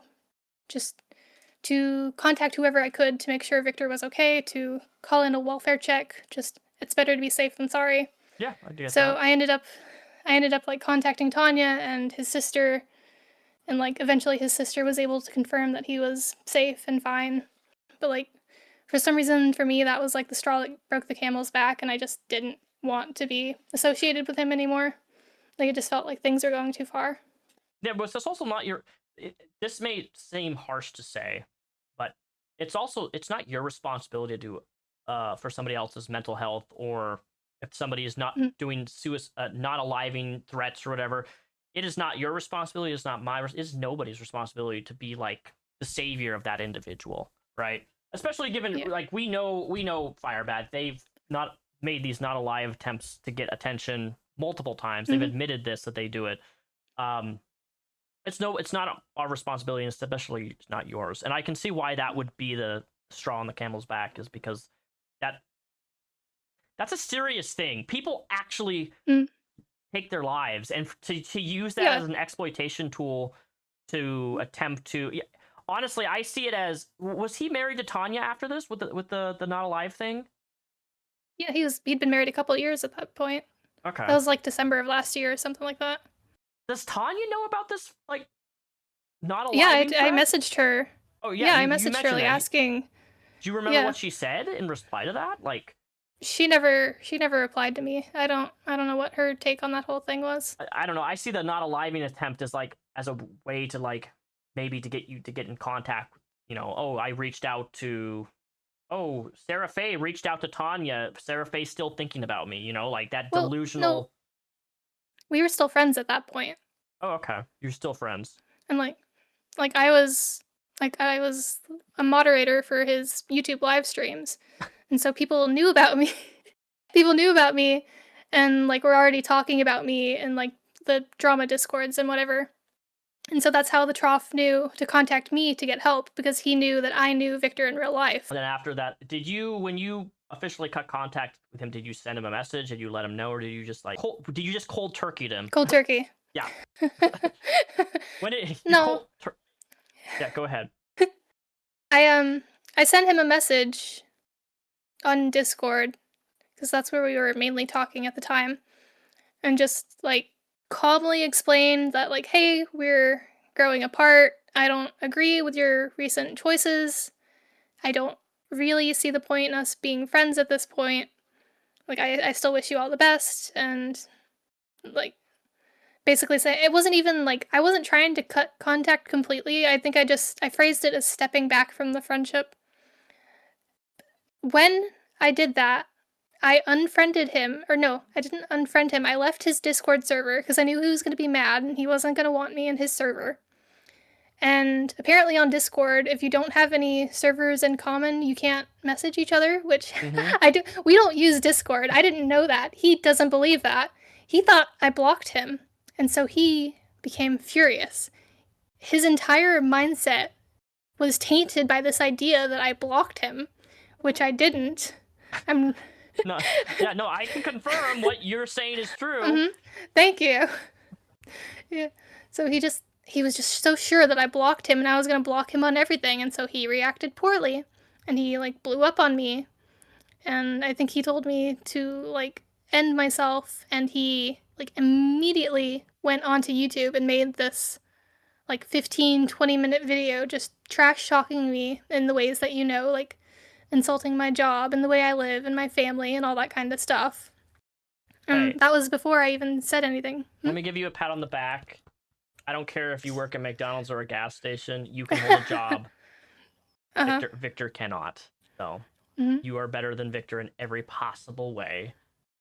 Please do not allow Thanks. him to shame you for working at a gas station. Oh no, Gas I love station- my job. Gas stations, honestly, there was points I thought, man, I think working at a 7-Eleven would be crazy as hell. Like, because I'm a bus driver, right? So in Seattle, Yeah. and it's working at a 7-Eleven, you get to all the crazy people coming in. Like, it's just, it's y'all got a story for everything. So it be fascinating and entertaining. So don't let anybody shame you. You have a job, you make money. Victor does not. But Yeah, continue. like that's the thing. I've held my job for a couple of years. I've earned a couple of raises because I do good at my job. That's not something Victor can say for himself. And a funny thing is, when I applied for my job at the gas station, he also applied for a gas station. We were both applying for gas stations at the same time. Coincidentally. Hopefully it was not at the same job, same workplace. No. Okay. Different I'm like, cities, Jesus different cities. Christ, no. Yeah, no. But he ended up supposedly turning down the job because they wanted him to work 7 days a week straight. I don't know if I believe that, but he's worked at a gas station before anyway. I don't even believe that. Well, actually, no. I don't think so. I'm a commercial driver, so it's different commercial drivers. But commercial drivers, you can't force somebody to drive 7 days a week. It's like you literally can't. Yeah. Your hours you work is limited. But I thought there was a limits on jobs. You have to have like 1 day out of the week that you're not working. But yeah, I'm pretty sure. Yeah, like I'm not allowed to get overtime. Seven Yeah. days a week. You're not allowed to get any overtime. Oh, that sucks. Had you already applied for your gas station job and he found out you applied and then he just tried to copy you? That's a good point. I don't remember. I'm not sure. Because that seems like That's possible. That's ironic that like I applied for a gas station job and then he's like, oh, I'm gonna apply for a gas station job too. Like that's such a weird specific thing to apply for the same job position, you know? Yeah. So when Victor would tell you about Julia and Isaiah, what are some of the things that he would talk about? Was it always negative, positive? He didn't mention them very often. I'm not sure what specifically he mentioned with Julia. I think it was like the dildo story, I think is what he told me about. What's that story? Wasn't it something about she talked about it at the lunch. I think it was like he stuck it on the ceiling or the mirror and thought it was like the funniest thing in the world. Are we talking about the microwave picture? No, that's a different thing. I don't know what that was. I don't know when that was. I don't remember. Wait, I know we all. For context, for those of you guys who don't know, we all met up IRL. Julia, Isaiah, me, Jenny, Sarah Faye. What was it, 2 months ago now? We all met up for pizza. So in real life. Sorry, Victor, you weren't invited. I don't remember her telling me that. It was with a naughty toy. It's like you can think off the top of your head that you'd like just anything. It doesn't matter the context with Victor. I think the only thing I would want to say is that I think it's funny that it took him so long to find out we all had lunch together. His reaction to the picture was interesting. I was too. I thought he would have saw that a lot sooner. A lot sooner. I didn't post it on anywhere. I think Julia was. I don't know if you posted it. I didn't post it anywhere. Jenny didn't post it anywhere. Oh, I do have another question. Jenny's the first person I interviewed here, and he talked about Jenny, right? The girl in the cow print. What do you remember anything specific that he talked about? This Jenny girl, the hot tub girl? Just that it was like very attractive, but anytime he talks about an attractive woman, he tries to make it sound like it's him wanting to look like her and not being attracted to her. But with Jenny, I don't think that was the case. Oh, so he was like genuinely like, she's beautiful. Yeah. Did he talk and about... like it's the fact that she wore a cow print. And he's got this big thing about cow print, of course. Of course. Well, you know what that means. I got to get some booty shorts with cow print and wear it in a video. Oh, God.